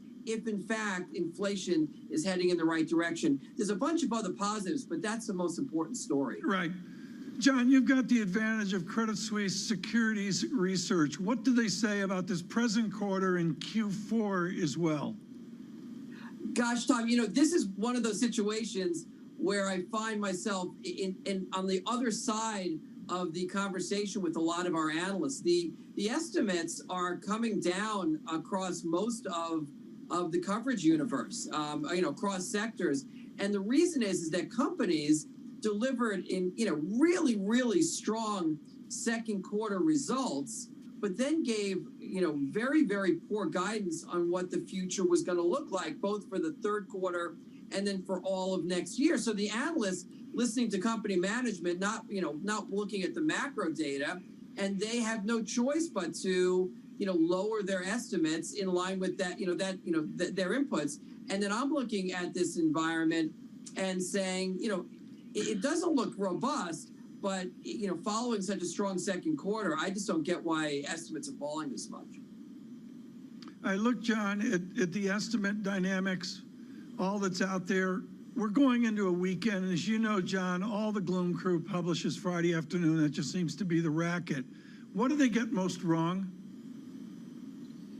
I think that the big issue is one of timing. There's always a recession in our future, and there's two big signals that are quite negative. The first one is that the weekly jobless claims, this is people becoming unemployed for the first time, those readings are going up, and that's a legitimate concern. However, with so many open job positions, these people are getting redeployed into other jobs, and the unemployment rate is not going up. So that is something that I think that they're only looking at half of the story. The other thing is that the yield curve is inverted, but more importantly, the 3-month to 10-year part of the yield curve is going to invert when the Fed makes their next move. And that's a really, that's obviously a big issue. But if you look historically, it takes 11 months from that point of time, on average, to get to a recession. So yes, we may have a recession, but it may be, a year from now, 18 months from now. And being early on calling a recession is being wrong. I love how stock analysts are increasingly becoming bond strategists and vice versa, and that seems to be the theme that continues throughout the year. John, I want to really tie this together with the question about the pivot and this idea of lower rates and this conviction that the Fed cannot do the damage that a lot of people fear. Today we heard from Jim Bullard coming out yet again saying we don't know what the market is looking at. I'm paraphrasing, obviously, but that's not what we're seeing, and we plan on doing something that does not look anything like a pivot. How do you get conviction to simply discount that? Well, so Lisa, think about this in terms of game theory. The Fed needs to get inflation down in order to stop. If they tell you that they're going to stop right now, 3, 4, 6 months from now, then the inflation expectations are going to rise because the Fed is done. So if they even want the opportunity to pivot, they have to talk really hawkishly. And so you have this very strange dynamic where in the CPI next Tuesday is expected to come in at roughly 8%, a little bit lower than where it was. But a year from now, it's expected to be back in the normal range. The Fed needs to manage what's going to happen 12 or 18 months from now. But if they talk too dovishly too early, they're not going to achieve their goals. So I think that's what, if there's a bullish argument, it's that in many ways, of course, the Fed's going to talk hawkishly. They have no choice, so ignore it. And so what is the Fed going to do? They're going to just keep pounding and pounding on this hawkish theme and try to ultimately win that conversation. John, I got your note a couple of days ago, and it was a title that I haven't actually read much of before. Earnings estimates collapsing. John, when was the last time we talked about that? Because that's what the equity bears have been suggesting we still haven't had. And that's going to lead to the next leg lower in the equity market. Can you just build on the detail beneath that headline, earnings estimates collapsing, John? Yeah, so far this quarter, since the end of June, and this is what we're talking about, how what our analysts are saying is a bit different than what I'm seeing right now.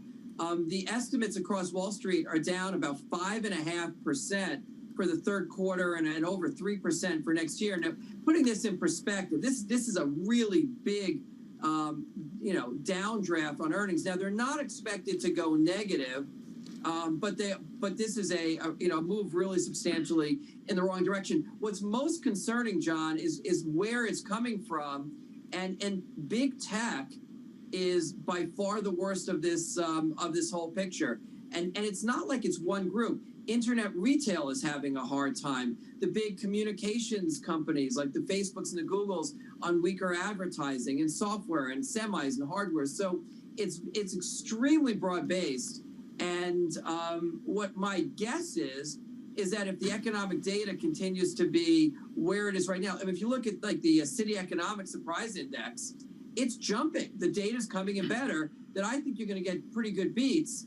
But corporate management and the analyst community, like I was mentioning before, is much more skeptical. So, John, where do you think that skepticism is justified when it comes to earnings, though? Would you acknowledge that some of that around the earnings expectations is justified? Is there a part of the equity market you'd steer well clear of? Yeah, I mean, so I think that there's actually a really big problem in the technology space. In many ways, what we're experiencing now feels a lot like Y2K. When we all, started working from home, we got new iPads and laptops, and we signed up for Netflix, and our employers had to get new software and infrastructure to allow us to work from home. And there was a massive increase in tech spending, but that pulled activity from the future. And now we're seeing really pretty poor results. I'm not a big fan of the FANG definition, but FANG stocks had a negative earnings growth of negative 24% in the second quarter, where the overall market was plus 10. This, I think, is the biggest difference between tech to the downside versus the market since the iPhone came out, well over a decade ago. So that area is actually expected to be weaker. Where I think that you may see more upside is the consumer, I think, is in better health. And even in other areas like industrials and materials, I think that things are okay. I think you're going to see solid results from defensive shares, but they're really, really expensive. So but they'll hold up okay. John, fantastic to catch up with you, sir. Jonathan Golub there of Credit Suisse with a much more constructive view on this equity market. Some concerns, though, legitimate concerns, Tom, around the tech sector and the equity market and the earnings expectations in the year to come. Absolutely. A moment there maybe of optimism on American capitalism. This is a queen who has seen many prime ministers, and of course it began with Churchill.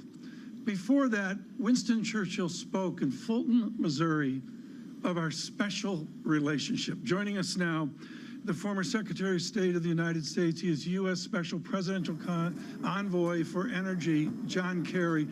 I must call you Mr. Secretary. John, you and I did climate change in Davos a number of years ago, but today we turn to the British royalty and the future of the United Kingdom. There must be a new special relationship with Prime Minister Truss and with King Charles III.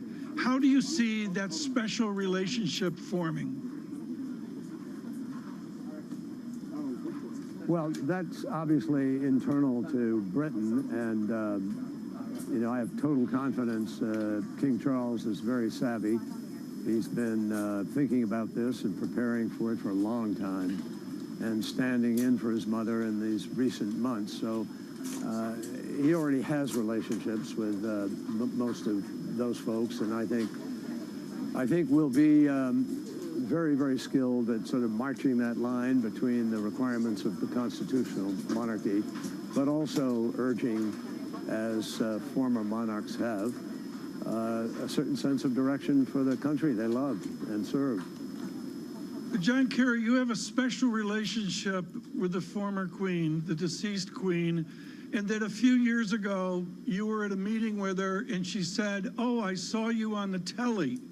And it was the acclaim, of course, of what you're doing in climate. Describe what Queen Elizabeth II meant to you and the Kerry family. Well, first of all, it was not a few years ago. It was just recently in this past year at an event that King Charles had organized with businesses from all around the world to come in and be supportive of the climate efforts. And he's been deeply involved in those climate efforts. In fact, that's why I'm here. We were going to meet yesterday in Scotland, and I just was there. But obviously, that meeting was canceled. But he was summoning business people from around the world together with non-governmental organizations to try to work and exhort action on climate, which has been a passion of his for many, many years. But my family has always been affected by the Queen, because my mother spent some period of time when her father was over here doing business, and she lived in England, and they all grew up very much as Anglophiles, fans of the Queen particularly. And so, but I think everybody feels that way. She's lived with much of the population of the planet for a long period of time because of her longevity and the length of her reign, 70 years. Yeah. So there are a whole bunch of people for whom that's the only leader, the only sovereign monarch of Great Britain that they know. Secretary Kerry, you talked about the role of current King Charles III in pushing forward the green agenda and the concern about climate change and the need to address it. Do you expect, based on your conversations with him, with the monarch party that we're looking at right now, that he will continue in that role as king, not just as prince? Well, that's up to him to decide and to work out appropriately. I hope he does, because I think he's had impact, and his voice is critical going forward. It's not political. There's no ideology in it. It's not a Republican, Democrat / Tory, Labor issue. It's a universal issue defined by science. And he's been way ahead of the curve for 50 years. But he has been engaged with consequence. So I hope he will be, but it's up to them, he and the palace to decide what direction it will go. Secretary Kerry, right now it is deeply political with respect to the energy crisis and how it's addressed, and with respect to how to heat homes, and things that are being used now include coal, and there's a real effort to bring down prices. So how does this fit in to the efforts to just simply keep households warm, to keep things running, keep economies in shape going forward? How does that work right now? Well, it works the way the Europeans and others are making it work. The government of Great Britain has been very clear. They're working on energy. But energy, that part of energy policy is not directly, it's not happening because of climate. It's happening because of the war in Ukraine, and it's happening because of shortages and other things that contributed in policy terms. That is not the purview of the monarch. That is the purview of those who are in politics. But what he's been doing is urging people to take the climate crisis seriously and to show the ways in which one can enhance an economy, one can make people's lives healthier and safer and cleaner by moving towards an alternative, broad-based new energy economy, a new future. That's something he's been talking about for 50 years. So I think that's different from the politics of a specific energy policy about whether you bail people out or whether you're providing a support for the price of fuel as has been proposed here in Great Britain. That's up to the politicians to decide. But I think that His Majesty understands the line between involving in that kind of thing versus exhortations to greater action. Remember that his predecessors, both his mother and the kings prior to that, were very outspoken about how to get through the war, how to summon the needed resolve to be able to stand up to the deprivations of the war, and even Winston Churchill relied on the king and his engagement in that. So I think that on the climate crisis, he understands better than anybody how to do that. I hope his voice will continue to be heard. He spoke at the World Economic Forum last year, made, I thought, a very important speech and contribution, and his leadership on the Sustainable Markets Initiative, which has brought the private sector to the table, has been vital because we can't solve the problem without the private sector being deeply engaged, and he's been way ahead on that curve, too. John, before you go, can you just take a moment to describe the scenes behind you and what it was like to see Charles walk through the gates of Buckingham Palace as king? In all honesty, I can't describe that because I'm facing the other way and talking to you, and I haven't seen any of that play out. Oh. So I can well, John imagine, Kerry, I thought you might have seen it a few minutes ago. John, Okay. no, that's fine, John, but please review that as you can. It was really magical. It was really magical to see. Well, thank you for being with us, and thank Guy Johnson for grabbing you and putting you in front of a camera. I will try to see it. John Kerry there, the U.S. was Special Presidential emotional Envoy for Climate. John Kerry there. He missed the moment. He's there at Buckingham Palace, Tom, and he missed the moment. But again, it's how schedules have been blown up, including ours. We're here for 10 days. All of a sudden, we knew this moment would come. But here we are, and Secretary Kerry's at climate change in Scotland. Things change. That's where we are for the next 10 days. David Merritt joins us now. He saw it. Bloomberg's senior executive editor for Europe. David, before we reflect on that, we've got to push forward to what's going to take place in this country when we hear from King Charles III at 6 p.m. local time. David, any thoughts on what we can expect from that address to this nation and the Commonwealth? Yes, well, it's going to be a hugely significant moment for the new King Charles. He's clearly been preparing for this, as John Kerry said, for a very long time.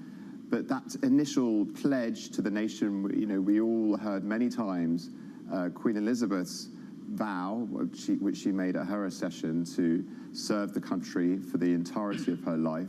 And that was the vow that she made, that she clearly kept, working until the very end this week. So what will King Charles say? The whole nation will be listening, and the broader Commonwealth and world as well. What sort of king is he going to be? He's in his 70s. He's the oldest monarch, British monarch, to ascend the throne. So we've been living with him as Prince of Wales for an awfully long time. But of course, it is going to be different with him now, having succeeded his mother. Some of the issues that he cares about, we've just been talking about, his leadership on climate change, we can expect that to continue, but in what fashion? How will that differ from before when he's actually the monarch? David, the enormity of the moment of a new prime minister, which I would suggest is under duress, and the X number of prime ministers in the Y number of years, which you know, and I don't know that statistic, but it inflates here with the death of Queen Elizabeth. Link the two together. The moment of a new prime minister, a new king, that's extraordinary. It is extraordinary, and the two leading figures in this country are, of course, the Prime Minister and the monarch. We were just getting used to the new Prime Minister, Liz Truss, on Tuesday. She travelled to Balmoral to shake the Queen's hand, the Queen's last act as monarch, or official act, really. And the country, there is a sense of crisis in the country, and we were talking about the energy crisis. The government were preparing, the new government of Liz Truss were preparing a huge package of support for households and businesses, up to £200 billion worth of subsidies, really eye-watering numbers. We were expecting an emergency budget to come in the next couple of weeks. Right now, all government business is suspended. So a very different sort of administration in Downing Street was being put together by Liz Truss, and now a different monarch in Buckingham Palace. It's an entirely new Britain with those two new leaders at the front. David Merritt. David, thank you. Thank you very much. Tom, what a day. And we've got 9 more days of mourning in this country. And I think we're all waiting now for that address from this king in a few hours' time. And we move on from the address to the events of tonight and, frankly, the events of tomorrow. I think we should hear from the Prime Minister tomorrow as well. Looking forward to hearing from the Prime Minister. And Lisa, looking forward to hearing from the king. Yeah, it's regime change on many levels, and this idea of a new path forward in a new environment, in a new world order, which we've been talking about with deglobalization or sort of regionally globalized kinds of worlds. We are now looking at a new crown after one had been in place for 70 years, a generation. A nation in mourning, and the stat I mentioned at the start of the programme, I'll end with it, Lisa. 70 years on the throne, longer than 85% of this country has been alive. It's amazing. It's amazing to try and get your head around that. When she came to power, the images were not able to be transmitted. They used film, and they had to ship it over the Atlantic to the United States. Guy Johnson's going to pick things up from here and guide you towards that address from King Charles III. Live from London, this is Bloomberg Surveillance.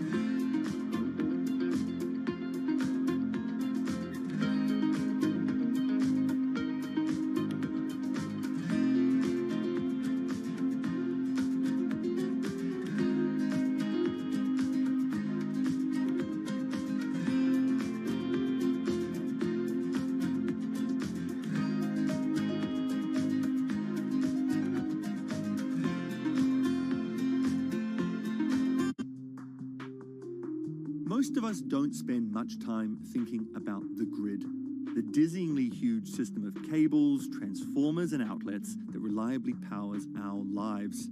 It's an easily ignored, change-resistant part of the modern world, and that's the way we like it. But as we move towards less planet-melting ways of producing electricity, the grid is going to have to evolve too. We are seeing so many countries and governments announcing high targets when it comes to decarbonization and being climate neutral. But this is just one side of the coin. It's not enough to simply generate green energy. We also need to make sure that this is transmitted and distributed to the end consumers. The grid of today just isn't equipped for renewables. So a new kind of grid is starting to take shape. The supergrid.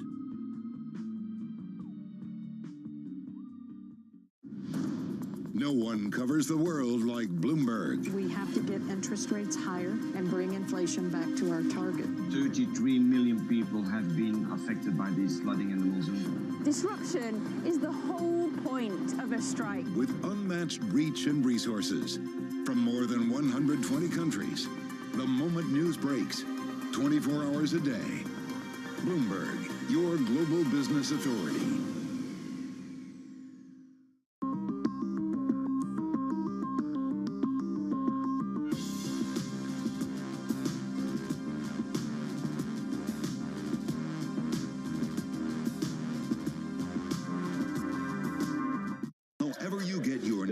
Daybreak with Lee. On Bloomberg Radio. Welcome to Daybreak Australia. This is Bloomberg Technology. This is Bloomberg Green. On TV, radio, and the web, this is Bloomberg.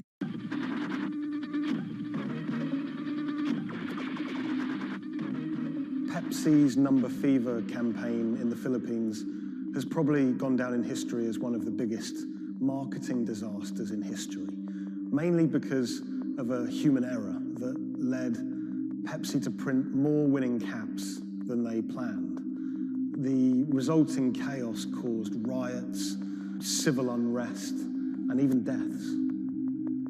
Reporting this story took over a year, and it resulted in me flying to Manila in the Philippines to meet unlucky winners and to find out exactly what happened back then in the 1990s.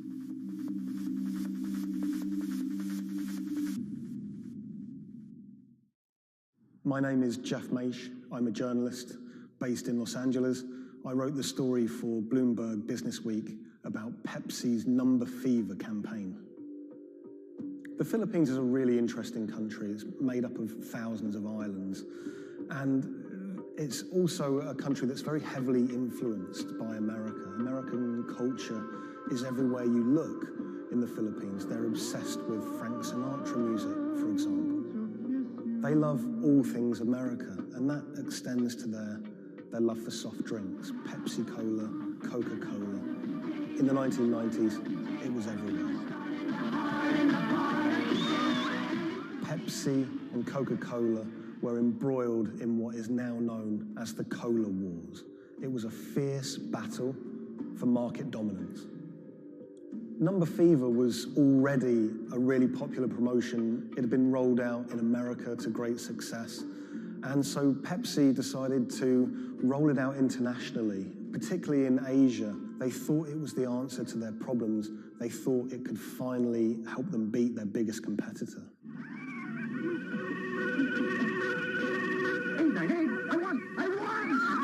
Look for the winning number in Sari stores every day, also on TV, radio, newspapers. You could be a millionaire. $1 million pesos, or $68,000, doesn't sound like a lot now, but in 1992, that was a phenomenal amount of money. You've got to remember that in the Philippines at the time, the average monthly income was about $100, so $1 million pesos was wealth beyond anyone's wildest imaginations. Number Fever caught fire in the Philippines. Kids were saving up their pocket money to buy a bottle of Pepsi. Parents were squirreling away all of the bottle caps in bags. You would walk down the street and people were going through trash trying to find discarded bottle caps. It was a national phenomenon. Pepsi boasted that half the population of the Philippines was playing it. Number fever boosted Pepsi's sales every month from $10 million to $14 million. It had a huge impact on Pepsi's bottom line. Number fever quickly became number hysteria. Maids were being jailed for stealing their employers' winning bottle caps. There was even some murders over winning bottle caps. People were fighting in the streets over these caps. There were signs that there were going to be problems with number fever very early. Pepsi had rolled out the competition in Chile, and a garbled fax had caused some kind of problem with the winning number. They'd announced the wrong one in Chile, causing riots. There were signs that there could be big problems ahead if they didn't keep their eye on the ball. So in 1992, Pepsi decided to extend the campaign in the Philippines, and they announced that the competition would go on for a few more weeks. One night, on the television news, they announced the latest winning number, 349. The problem was, 349 had already been allocated as a non-winning number in earlier campaigns. So there were literally hundreds of thousands of bottle caps with 349 just floating around the Philippines. Hundreds of thousands of people all across the Philippines, thousands of islands, were finding winning bottle caps. 349, 349. Some people had 10 lucky 349 bottle caps. People were dancing in the streets, celebrating. They thought their problems were over. They were millionaires. It's still not certain exactly how many winners there were of lucky 349 bottle caps, but we know that Pepsi printed over 600,000 of them. Pepsi realized very early that there was a problem. Hundreds of people started arriving at their bottling plants with their lucky bottle caps. They realized something was seriously wrong.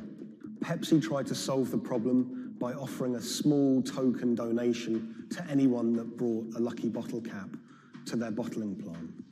But it wasn't enough. People didn't want just a handful of pesos. People wanted their million-peso prize. Within a year, violent protests and riots outside Pepsi factories would leave dozens injured and 5 people dead. At one Pepsi factory in the Philippines, a grenade was thrown through the window. It killed 3 Pepsi employees. Anacita Rosario was a school teacher living near Manila in the Philippines. She was one of the tragic victims of this whole thing. She was walking to a nearby store to buy some rice one day when a Molotov cocktail was thrown at a Pepsi truck in a violent protest. It bounced under the truck and exploded. It killed her and an innocent bystander who was just a child and injured many others. When I was in the Philippines, I tracked down Anacita's daughter, Cindy, and her husband, Raul. It was clear to me that they were still very upset by the whole thing. You know, a family had been ripped apart by this competition. And Raul told me that he'd never remarried. He'd told me that he'd gone to meet Pepsi executives after his wife was killed. And he was angry. He said to them, you know, this wouldn't have happened if it wasn't for you, if it wasn't for number fever. The biggest revelation from my reporting was rumors that Pepsi was somehow involved in bombing their own trucks. I found a newspaper report with a headline that said, "Pepsi goons bomb their own trucks."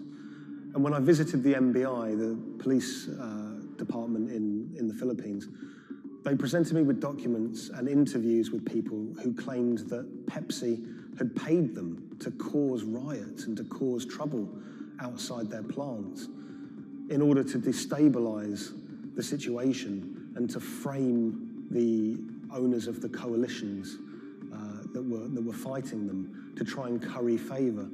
I just thought that was so shocking. And of course, Pepsi denied it, but how bizarre that a company would be accused of bombing their own trucks.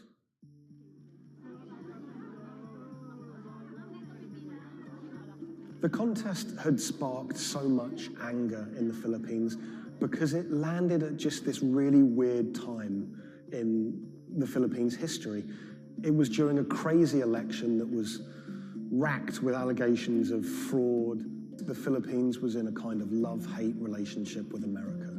They loved, obviously, the American aid and finances that was pouring into the country, but at the same time, they yearned for independence. They wanted to be their own country. Vicente Del Fierro was a local preacher living in Manila, and he hated the Number Fever campaign. Del Fierro thought Pepsi's Number Fever campaign was just one of the many ways that America was asserting its dominance over a third world country. He hated seeing his fellow countrymen get ripped off, in his eyes, by this huge multinational American company. He wanted justice. Del Fierro rounded up over 800 winners of 349 bottle caps, and he got them all together to sue Pepsi for over $400 million to be divided between those holders of lucky bottle caps. Del Fierro took money from some of the people who could afford it. They paid him 500 pesos to help with legal fees, but for people who couldn't afford the money, he would just represent them pro bono. The alliance is to build up pressure on Pepsi. And so you see people marching in the streets. So we had mounted our own campaign, even in the U.S. He flew to America and he hired two consumer lawyers here in America to take on Pepsi. He had a meeting at Pepsi's headquarters to try and resolve the problem, but he said he wanted to take it all the way to the highest courts in America. When those cases were heard in America, those courts decided that this was a problem that should be heard in the Philippines, not in America. Back in the Philippines, Del Fierro continued his case in the Filipino courts. At one stage, there were arrest warrants handed out for 9 Pepsi-Cola executives, which he saw as a big victory. We don't know if those arrest warrants were ever upheld, but it made newspaper headlines across the country. Pepsi did not take kindly to Del Fierro's campaign. They tried everything to shut him down. They sued him for libel. My father had to attend 3 times a month for a branch 145 and another hearing for the branch 113, also 3 times a month. Also, there was a time my father was hospital due to heart failure. Still, he had to attend the 2 branch hearing. Otherwise, for not attending, the judge will issue warrant of arrest to my father. My father passed away January 13, 2010. After staying for almost 1 year in the hospital, he died of complication due to heart failure. After the death of my father, I was inspired to do the website. PepsiCo will be remembered for what they did to the consumer in the Philippines and to my father. When I reached out to Pepsi for comment for this story, they claimed that they didn't have access to anyone who was working at Pepsi that was around in those days. They also said that during COVID-19, they didn't have access to their documents about this, but you know, they were very careful to say that they were sorry for everything that happened, and we do know that Pepsi did try everything to try and make this right. The Pepsi Number Fever disaster cost the company millions. We know that they paid up to $10 million in those goodwill payments, but the financial effect could be much greater. After the disaster, we know that Pepsi sales dipped. They were overtaken by Coca-Cola again. Pepsi's Number Fever disaster changed the legacy of that soft drink in the Philippines forever. Some people of a certain age won't touch it. For many people, Pepsi is a taboo word. A lot of the people that I spoke to were still quite traumatized by their experience, by that experience of winning 1 million pesos, losing it, and then returning to their normal life in poverty in Manila.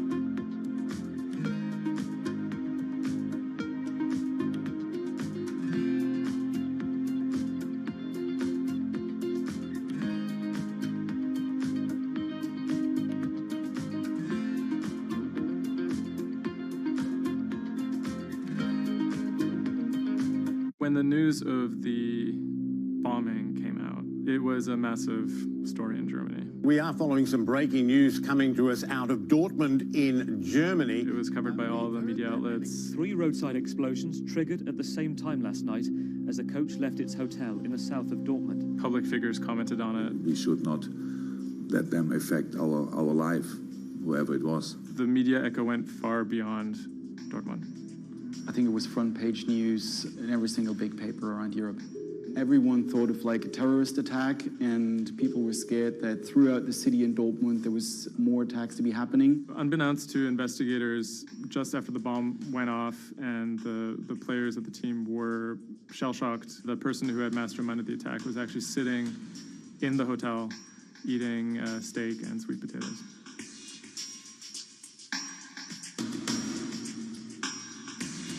My name is Thomas Rogers. I'm the journalist who wrote the article, The Get-Rich-Quick Scheme That Nearly Killed a German Soccer Team.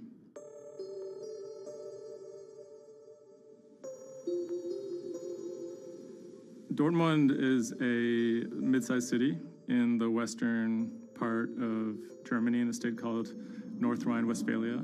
And it's a former industrial city that's kind of fallen on hard times in the last few decades. It was severely bombed in the war, so the center of the city is quite stark. Some of the few high points include its soccer team. My name is Ike Henning. I'm a reporter with Bloomberg News, and I'm a great fan of Borussia Dortmund. Dortmund fans are super loyal. On all match days, the entire city is in black and yellow. It's like a religion. I think more than most German cities, soccer does play a very large role in the identity of Dortmund. In October of 2000, the BVB became the first team in the Bundesliga to actually go public. Salaries for soccer players in the Bundesliga have gone up very dramatically. With such high prices, they thought that by going public, they would be able to compete better with big teams like Bayern Munich. Unfortunately, that didn't go too well. Dortmund bought too many expensive players, high wages, and the club almost went bust in 2005. The price of their shares, it has sometimes gone up, but mostly gone down since they made that decision. So on April 11th, 2017, the team was staying in a hotel on the outskirts of Dortmund. Match days are always special in Dortmund. Everyone is looking forward to it. The team always meets in the same hotel ahead of matches. They stayed in this hotel in order to have a kind of neutral space before games so that they could concentrate, be sort of isolated from distractions, things like that. Everyone was pretty optimistic. They had a chance to go really far, maybe into the finals. I was in the office and getting ready for match day. I was going to meet with a friend, a fellow Dortmund supporter, in a pub. As always, the fans are very excited about matches. On that day, they were heading to play in the quarterfinal against AS Monaco at Signal Iduna Stadium, which is in the center of Dortmund. Shortly before 7 p.m., the players of the team boarded their official team bus. When the bus took off the parking lot of the hotel and turned on the street, there were three detonations, 3 bombs that exploded and hit the bus of Dortmund. 3 explosions occurred close to the Borussia Dortmund team bus. The B team bus had just left the hotel. The explosions destroyed 2 windows in the rear part of the bus. People screamed, people jumped to the ground. The fellow Dortmund fan I was supposed to watch the match with, he called me and said, turn on the TV, there was an attack on the Dortmund bus. And I thought he was like, that was impossible. Some of the players screamed at the driver to keep driving as fast as possible because they were worried that people might storm the bus. German investigators say the explosive devices used in the attack on the Borussia Dortmund bus contained metal pins, and that one had pierced a seat headrest. Unbeknownst to the team members, the actual mastermind behind the attack was, as they were disembarking the bus, was actually eating steak and sweet potatoes at the hotel they had just left. Authorities are attempting to verify a letter left at the scene claiming jihadists were behind the attack. Because there had been a series of attacks by Islamic terrorists in Germany and Europe, there was widespread suspicion in the media that this was another Islamic terror attack. 3 letters were found at the site of the bombing that took credit for the attack on behalf of Islamic State. There were, however, reasons to doubt this particular narrative. Would actually be a surprise if ISIS were actually part of this attack. Possibly could be employed by other groups like the far right wing to try and shift the blame. The letters had some strange qualities. They were written in a strange German that used big, sophisticated words, but had basic grammar mistakes, as if someone was native German speaker but pretending to be a foreign person. Federal investigators have detained one man suspected of links to Islamist terrorism, one of 2 suspects whose apartments were raided this morning. Shortly after the bombing, a man in Austria named Rudolf, who was a big BVB fan, he noticed that something strange was going on the stock market related to the team's shares. He emailed the lawyers of BVB, who then forwarded that email on to investigators. The email stated that someone had bought 60,000 BVB put options, a wager that the value of the shares of the team would fall below a certain amount at a certain date. Why would someone buy that ahead of a match and then 3 bombs go off? Something isn't right here. For the person to make money off of that, it required the stock to go down quite a bit in a fairly short period of time. And it wouldn't just be the team losing a match, it would require something much bigger than that. There was another big red flag about this purchase, which is the fact that it had actually been made, number one, on the day of the bombing, but also from an IP address that had been traced to the actual hotel where the bombing had taken place. When 3 explosions targeted the bus carrying the Borussia Dortmund footballers on April the 11th, written notes left at the scene claimed the attack was the work of ISIL. The truth, as is now alleged, is remarkable.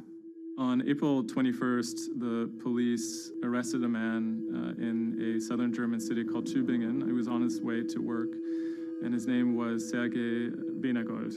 He seemed like an unlikely suspect because he had no known connections to the Islamic terror world. He didn't seem like a far-right extremist. He didn't seem like a left-wing extremist either. He seemed to be a completely unremarkable young man.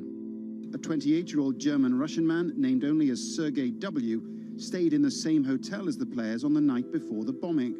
He specifically requested an upper room overlooking the bushes where the explosive devices were hidden. The media dissected why he would do that, what was his past. He had been inspired by the 2015 terror attack in Paris. And he noticed that in the aftermath of the attack, the stocks of French companies went down. And he believed that if an attack took place that was directed at a specific company, that the decrease in stock price for that company would be even more dramatic. It never occurred to anyone that someone would do that out of greed. We now know that the suspect bought 3 different derivatives on the Borussia Dortmund shares. With all these derivatives, he bet on falling shares. The suspect bought the majority of these financial products on the 11th of April, the day of the attack.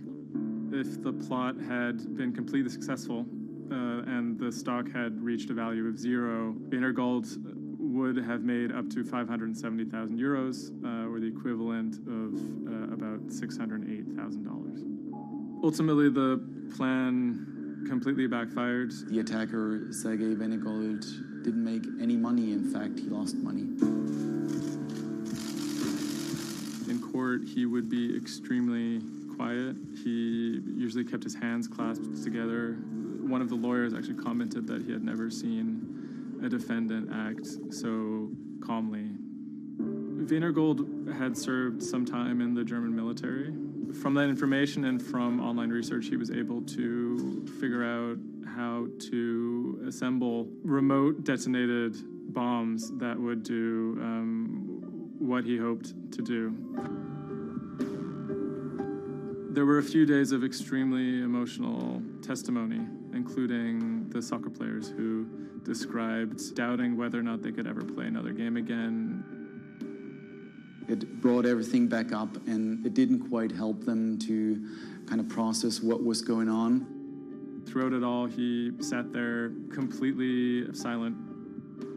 The big mystery that was swirling around the trial was the question of why. He may have simply done it because he wanted to impress a woman. Rebecca is a young woman who has a very troubled home life. She ultimately sees her relationship with Weinergold as an opportunity to leave that troubled home. Weinergold is a Russian immigrant to Germany. He speaks with an accent. He has anxiety in large groups of Germans. She begins to resent the fact that he has these fears and feels a little bit trapped. Rebecca attempts to dump him on multiple occasions, and he threatens to commit suicide if she leaves him. Weinergold apparently told Rebecca that she would soon be seeing a surprise. After being dumped via text message, he apparently began planning for this attack in earnest. Weinergold was charged with 28 counts of attempted murder, which carried a maximum sentence in Germany of life in prison. He claimed that he had nothing to do with the attack, but as time went on, he admitted that he had actually been the person who had built the explosives and had set them off. But he claimed that he didn't want to actually kill anybody. Ultimately, Weinergold didn't receive the harshest possible sentence. He was given 14 years in prison, but it's still a considerable amount in jail in Germany.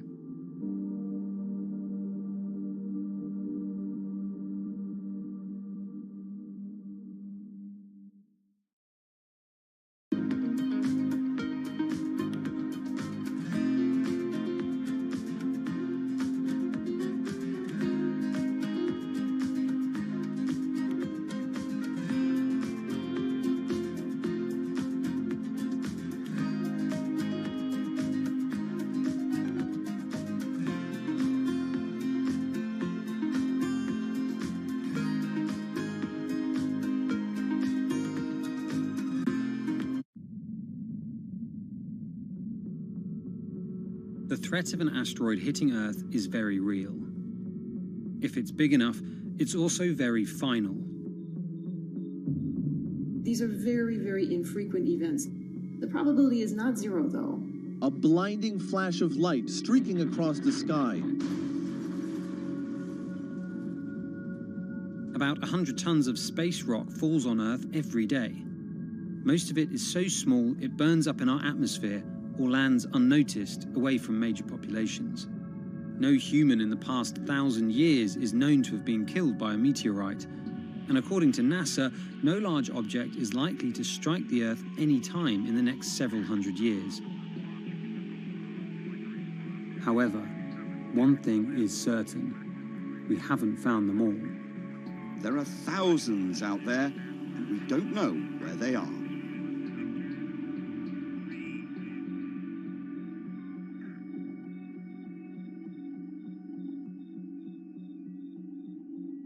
There are a lot of asteroids in our solar system. They number in the billions. Scientists all over the world are working toward detecting and deflecting the most catastrophic of natural disasters. The race is on to find as many of these objects as we can. We have a way of calculating whether or not an asteroid is potentially dangerous or not. I mean, I think it's something worth investing in. It's our existence at stake, right?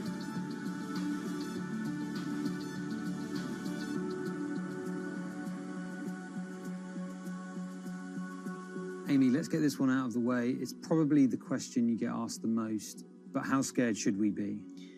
Asteroids and comets are a natural hazard that's out there like a lot of other natural hazards.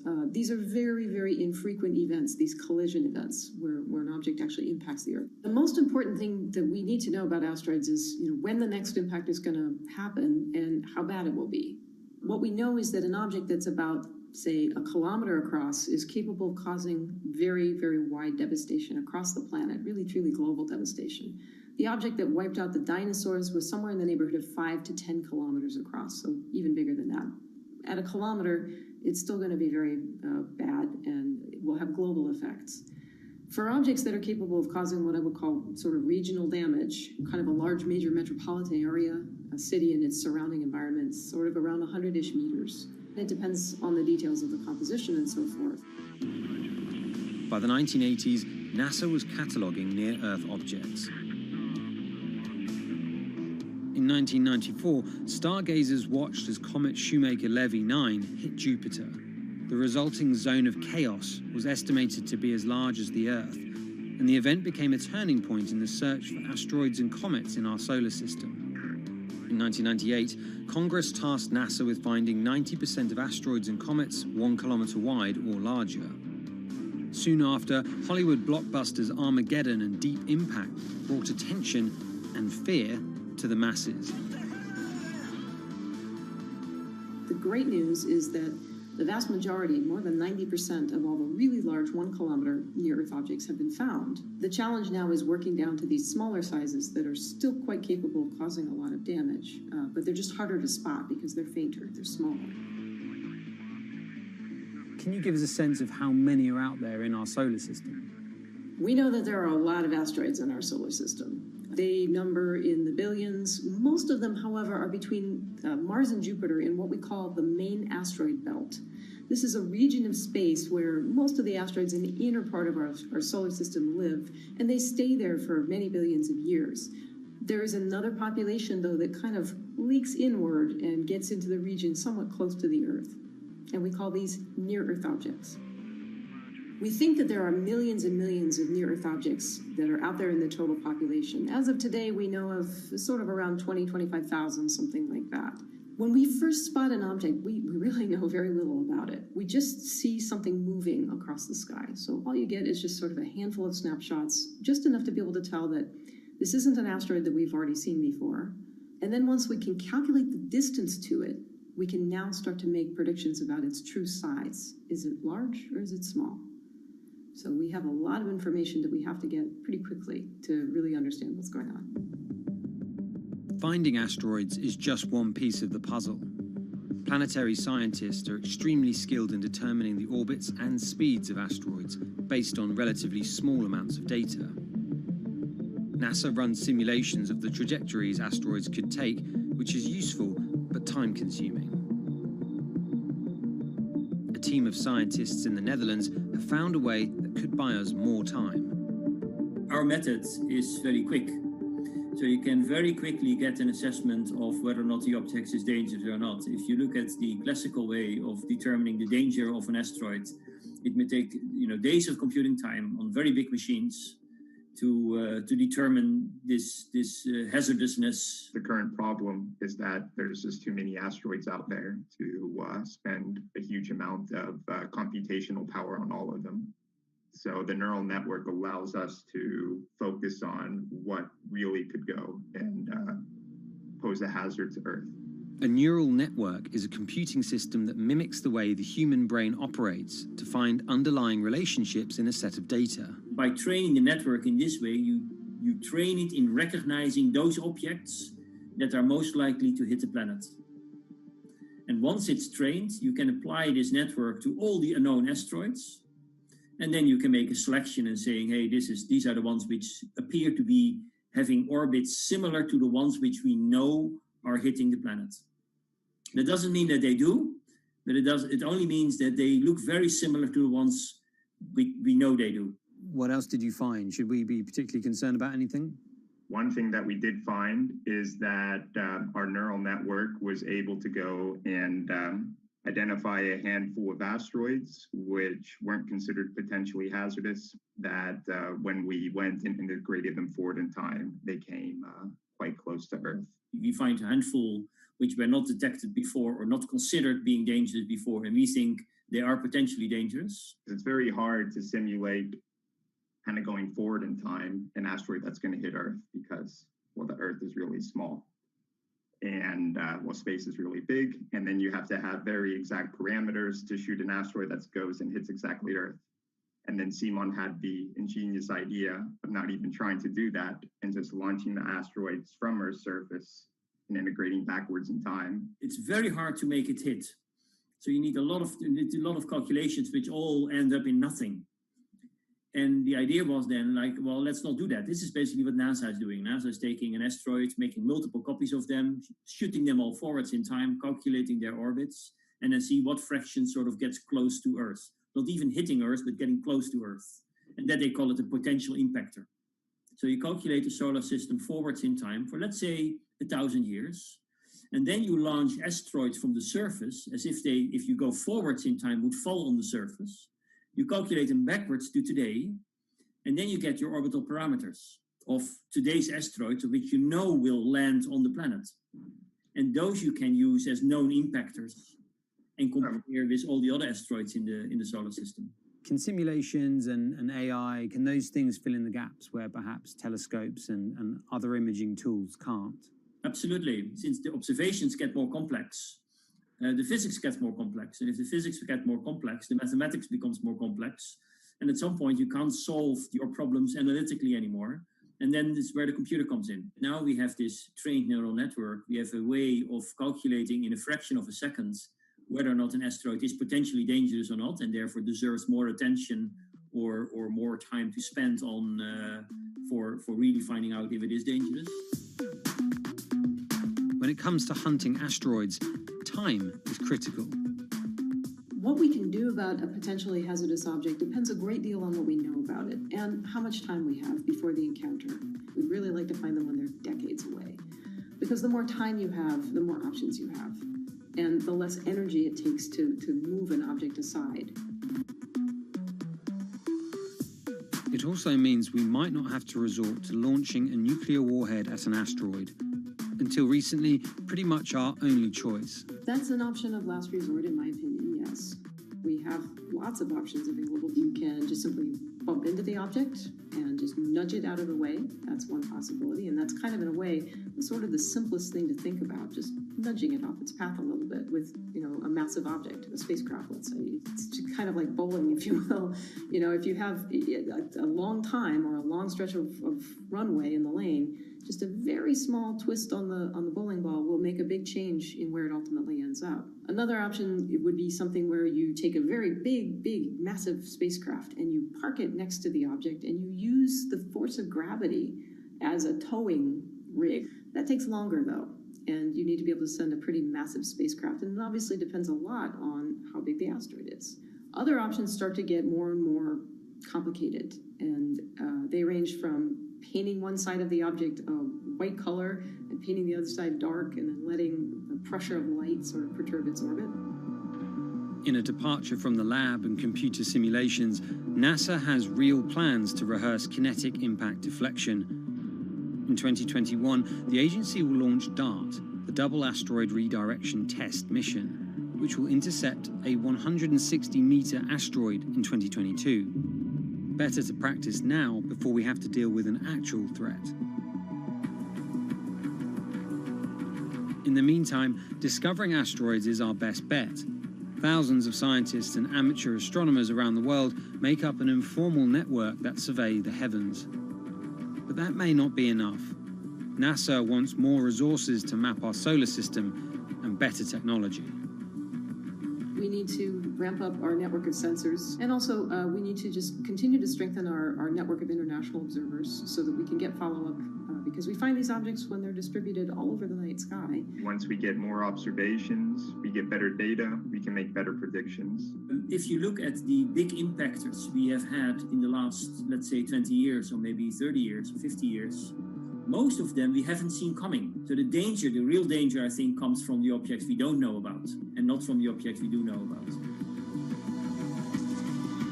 This particular natural disaster, like a lot of natural disasters and like climate change, is a problem of the global commons. So the thing that we risk collectively is that it sort of then becomes nobody's problem, and nobody takes ownership over it. The asteroids are all over the sky. They just truly cross boundaries and borders with a second's notice.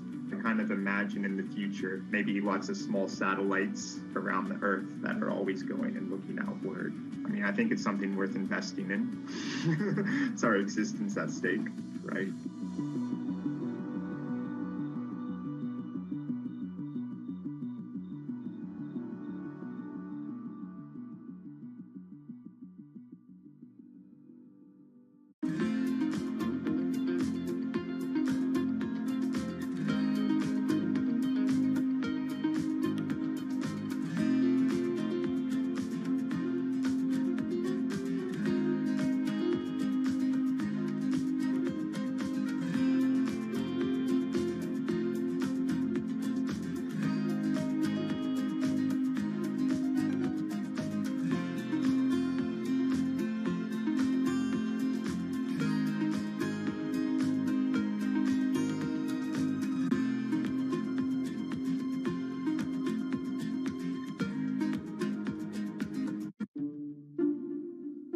The pandemic has affected everyone in different ways. Some pass the time by baking. Homemade sourdough bread. Do I need to say more? Some chose to binge watch Netflix. It's your game. Or maybe you started a garden oasis in your backyard. Next, I'm going to put my lettuces in. But for millions of others, I'm going to be posting stocks that will boom. They wanted to uproot the financial industry. Let's just lock it on up and take $15,000. Here's a stock that can change your life. I see a stock going up and I buy it, and I just watch it until it stops going up, and then I sell it. I have gained over $3 million. I want some free money. I don't think you can overstate the online communities or social media's influence on financial markets. A large group of inexperienced investors who discuss their plans on social media platform Reddit have shaken up the stock market in a big way. The stock that everybody's talking about right now is GameStop. Video game retailer GameStop is set to continue their head-spinning ascent today. The revolutionaries on Reddit are spanking Wall Street's ass. The more these stocks go up, the more the big guys are getting creamed and losing billions of dollars. This isn't a wealthy person's game anymore. Anyone can play it. I took up a little bit of a new hobby, and I am interested in day trading. As an investor nowadays, you don't have to look a specific way. You don't have to wear specific clothes. You don't have to be doing it from a trading floor on Wall Street in like a high-rise building in downtown Manhattan. The narrative of what's driving the markets is no longer being held in secret offices in New York and Boston of privileged people talking to other privileged people. It's right out in the open. It's on Twitter, it's on Reddit. From brokerage apps to Discord channels and subreddits to TikTok finfluencers. One of the last holdouts in the world of disruption, finance is next in line.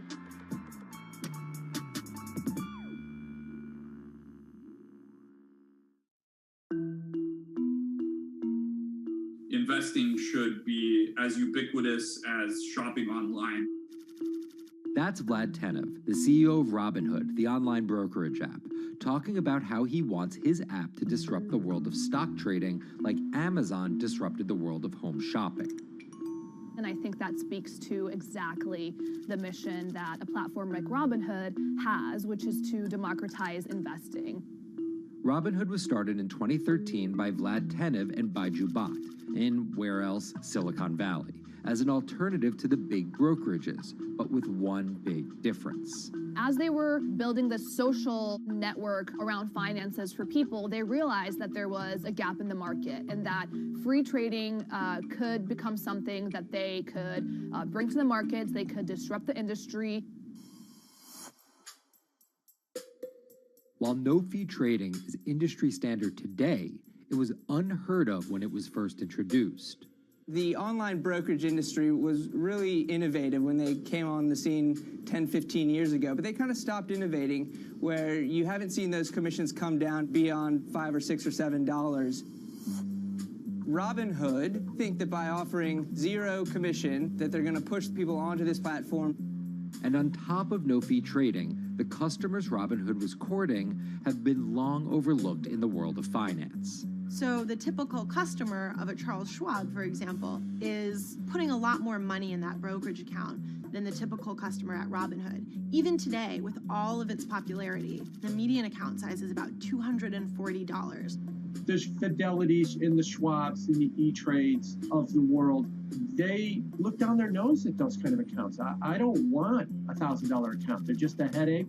I want a $100,000 account. And this is key here, right? Because the thing about Robinhood that's different than every other single brokerage platform is how easy it is to use. The design of the Robinhood app really has in mind a user who might be coming at this absolutely cold. The fonts are very well sized, the shapes, the colors, all of that is something that the founders of Robinhood paid really close attention to. And by creating an interface that catered to a newer investor, they were able to gather a pretty healthy group of customers. And by 2019, they had about 10 million customers. Those 10 million customers were a huge success story for Robinhood, but no one could have predicted its explosion after the arrival of COVID-19.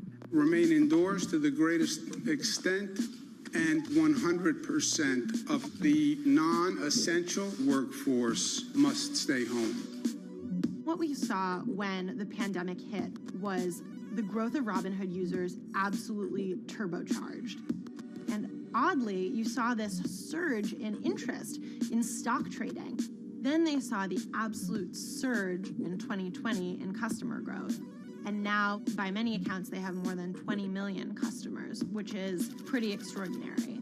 So the next step for them is to figure out how to monetize those users and how, even with their small account sizes, to get them to grow with the company and, as it releases more products, come along with them.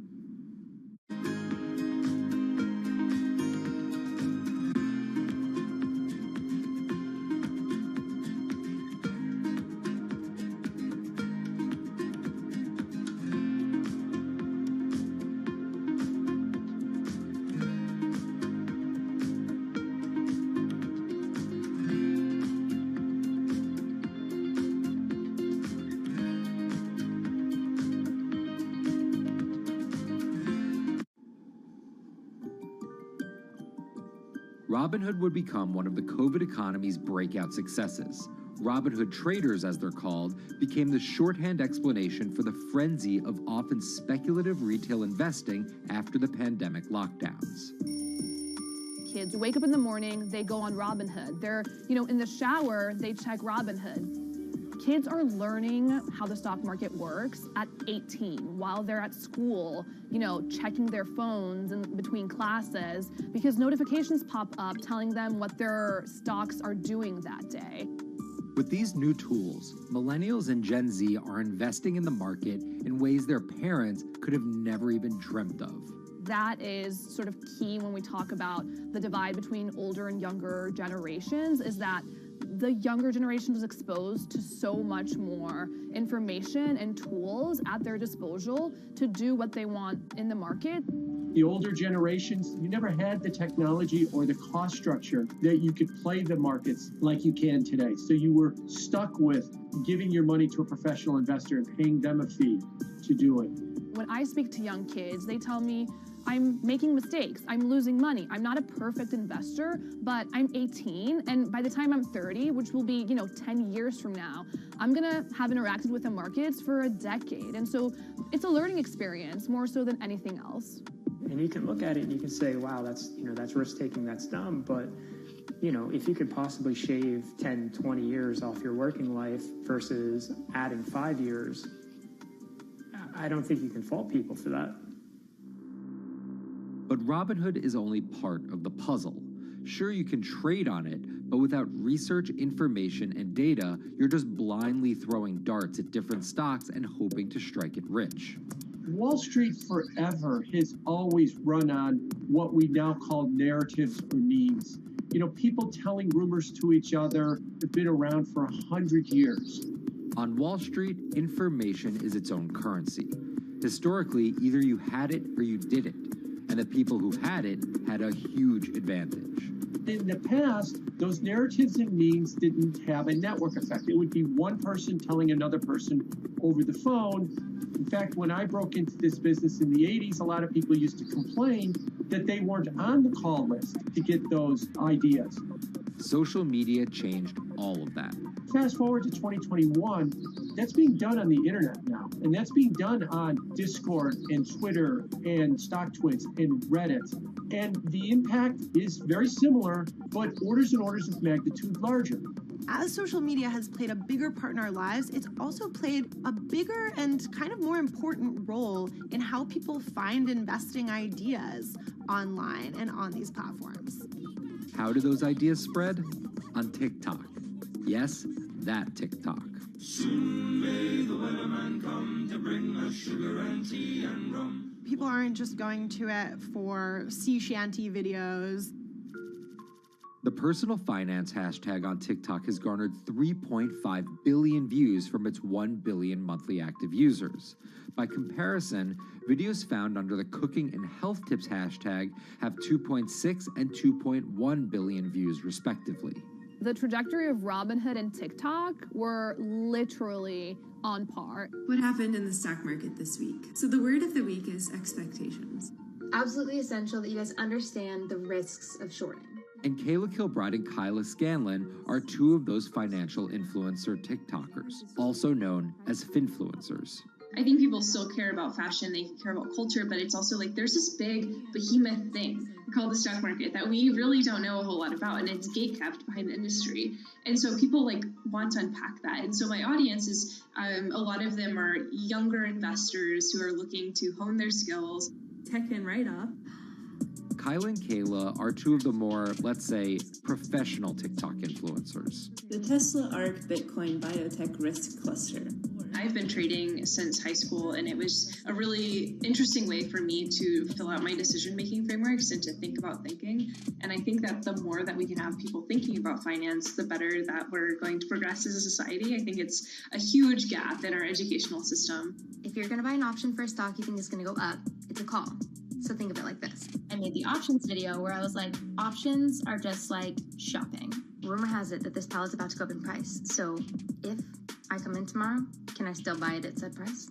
And a ton of women just like attacked that video and were like, you explain things so much better than my boyfriend or my professor, or like I could sit and listen to you all day. And I was like, this is what I was looking for. But TikTok's algorithm does not reward calm and measured videos about responsible investing. It rewards this. Watch this video for 30 seconds and you'll be rich for the rest of your life. I try not to say the A word, the ALGO word, because TikTok listens to us.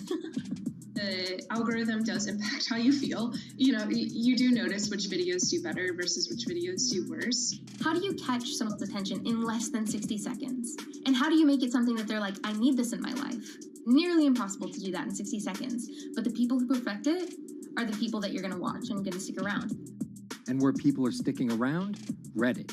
And its nearly countless subreddits about finance. And by far the biggest one of those is Wall Street Bets. There's a lot of social media platforms out there, but Reddit is like the social media platform for finance. Places like Wall Street Bets is where it all goes down. Started in January 2012, it wasn't long before Wall Street Bets adopted a 4chan-like etiquette, leading to their tagline, like 4chan found a Bloomberg terminal. We had all these unexplained stock moves, and we would be grasping for why stock XYZ jumped 20% in a day. And you would look at Wall Street Bets, and you would see people there talking about buying options in that stock, and it sort of, squared the circle, so to speak, and started making sense. And it was at that point that it was like, wow, we have to start paying attention to this. Some people on the platform really spend tons of time, and others are just looking for entertainment and to have a little bit of fun, effectively gambling or looking for an outlet, trying to make a little bit of money. Then on top of all of that, there were stimulus checks. Now, clearly, this money is going to people who need to use that to eat, to live, but there's a lot of people who use this money to invest in the stock market. And it's not just stock tips. People quote-unquote YOLO their entire life savings or stimulus checks on a single stock. They post what is called gain and loss porn, screen-grabbing staggering hits and misses on stocks for the entire community to see. I'm about to lose everything.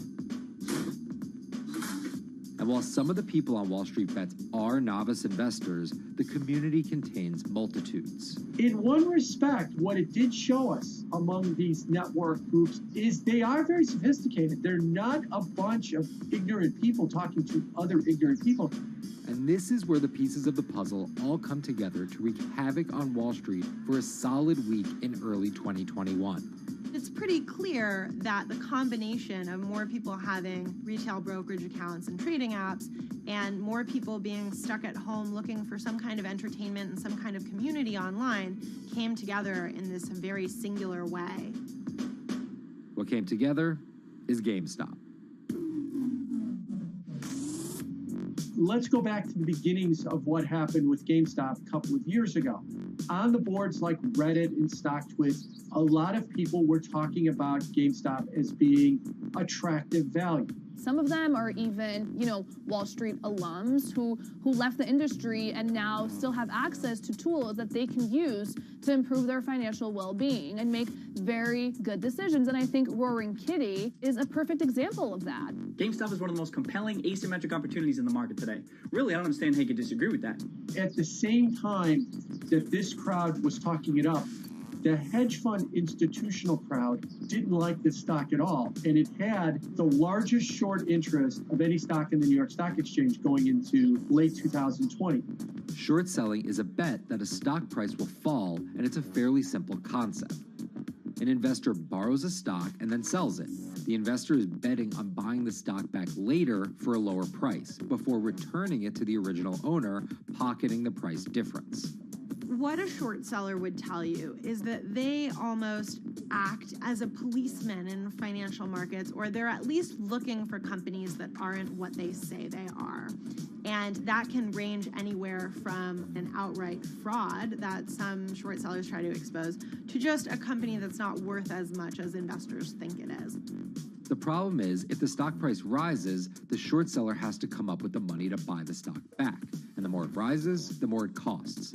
And that's what's called a short squeeze. And the hedge fund Melvin Capital was on the wrong end of that squeeze. Melvin Capital lost over 50% of its money in the month of January alone, just from being caught in the short squeeze of the stock. This is where the disruption comes in. One of the most wild stories you're ever going to see. GameStop shares absolutely going nuts. In less than a year, the company's stock has jumped from less than $3 a share to almost $350. Cheers, everybody! Roaring Kitty has turned $50,000 or so investment into some $14 million. Whoa! Investors all over social media use the free trading app Robinhood to wreak havoc on Wall Street. They're actually piling on into some of these stocks to really hurt the professional short sellers. And they all used Reddit, Twitter, TikTok, and Discord to tell one another to keep buying and, quote, hold the line and not sell GameStop. People are getting cheerleaded for jumping in, buying at the highs. They're saying, keep going. And it was working too, until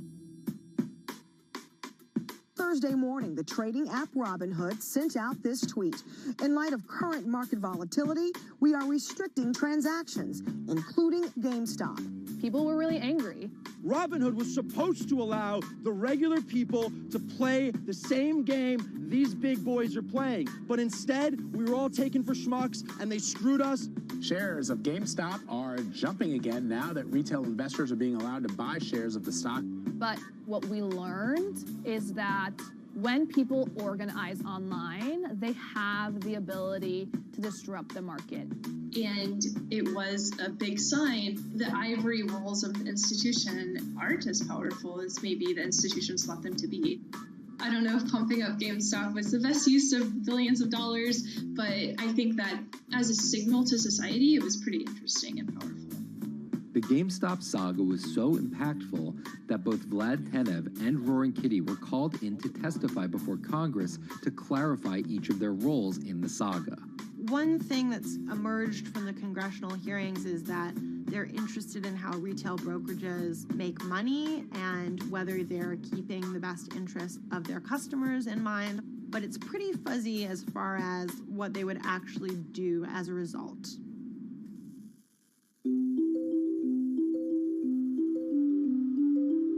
While the the frenzy around GameStop eventually subsided, it didn't take long for retail investors to find other areas to invest their money. Take a look at Bitcoin going bananas over the weekend. Bitcoin forms a brand new all-time high. It was after GameStop started to drop that we saw Bitcoin really go up to over 60,000. How much further does this rally have to run? It's compelling to say that money shifted from one venue to the other. While correlation doesn't equal causation, there's a chart out there showing an inverse correlation on meme stocks going down and cryptocurrencies going up. There's definitely an aspect where people are making money on stocks and then moving, they're agnostic, they're not hedge funds, they can invest wherever the hell they want. It's a classic sort of momentum trade. They're going to wherever the winners are and they're willing to jump on and, ride it. So whether it's meme stocks like GameStop, meme coins like Dogecoin, or entirely new ways to invest in art like NFTs, the new kind of retail investor is making its presence known. Over the next 10, maybe 15 years, you're going to continue to see, whether by choice or by force, that baton go from older generations to younger generations. I don't think any single app is going to be the thing that disrupts. I think people are the disruptors. How people get ideas about what to invest in has become increasingly entwined with social media. And as social media companies govern more and more of our lives, the fact that now they're tied in more intimately to people's wallets is something that we might want to understand better. Usually what disruption, I think, means is technology comes in, whether it's blogs to the newspapers or online retailing to brick and mortar. They come in and they're in the same business, but they just do it in such a gigantic cost savings that it causes everybody to switch. Well, that's the risk that happens here, is that it's so much cheaper to just manage your own money. We're not there yet, but costs and conveniences are moving in that direction. So I'd say, Wall Street, you haven't been disrupted yet, but you could be in the coming years, and that the final chapter on this story hasn't been written.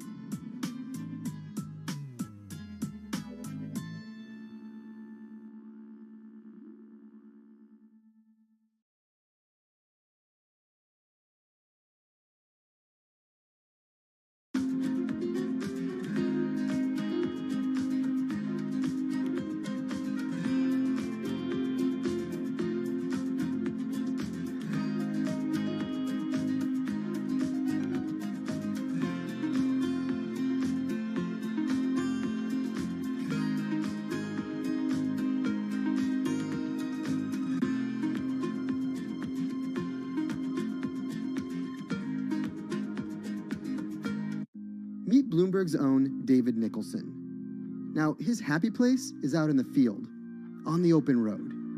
But like the rest of the world lately, he's been working from home a lot more than he's used to. COVID-19 has prompted a massive urban exodus as professionals of every ilk yearn for more space to live and work.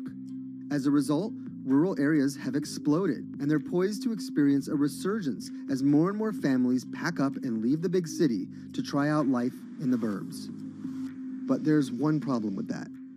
Not all internet speeds are created equal. Anyone who might need to upload or download large files for a living may not want to pack up and move to that cabin in the woods just yet. Now, David's house isn't a cabin, but it is in the woods, and inexplicably, his internet is workable. My internet is okay. I pay a lot for it. It's around $140 a month. The download speed's great, and the upload speed is terrible, which is really bad for my work because I have to upload these massive files. But I'm definitely one of the more lucky ones in this community. Just a few miles down the road, my buddy has awful internet. It's usually under 2 down and under 0.2 up, so it's often unusable. Some days it's around 1, and other times it'll drop down to about 0.2, 0.3. I just want to be able to have internet at my house without having to go outside the normal ways of acquiring internet. It's really frustrating. We're literally a few miles away from downtown, and it just cuts off. This is a problem, and the solutions are not there yet, because getting high-speed internet in rural areas en masse is something our providers may simply not be ready for.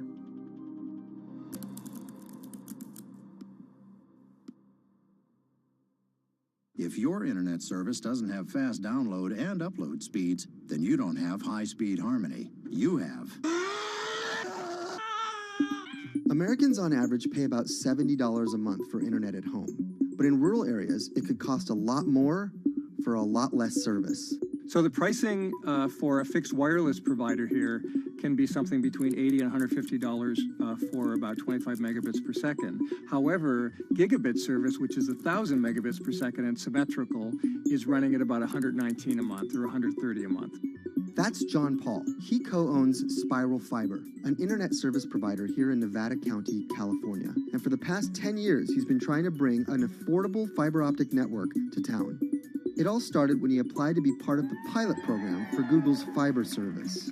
Across the country, civic boosters have been going to extremes, chanting, singing,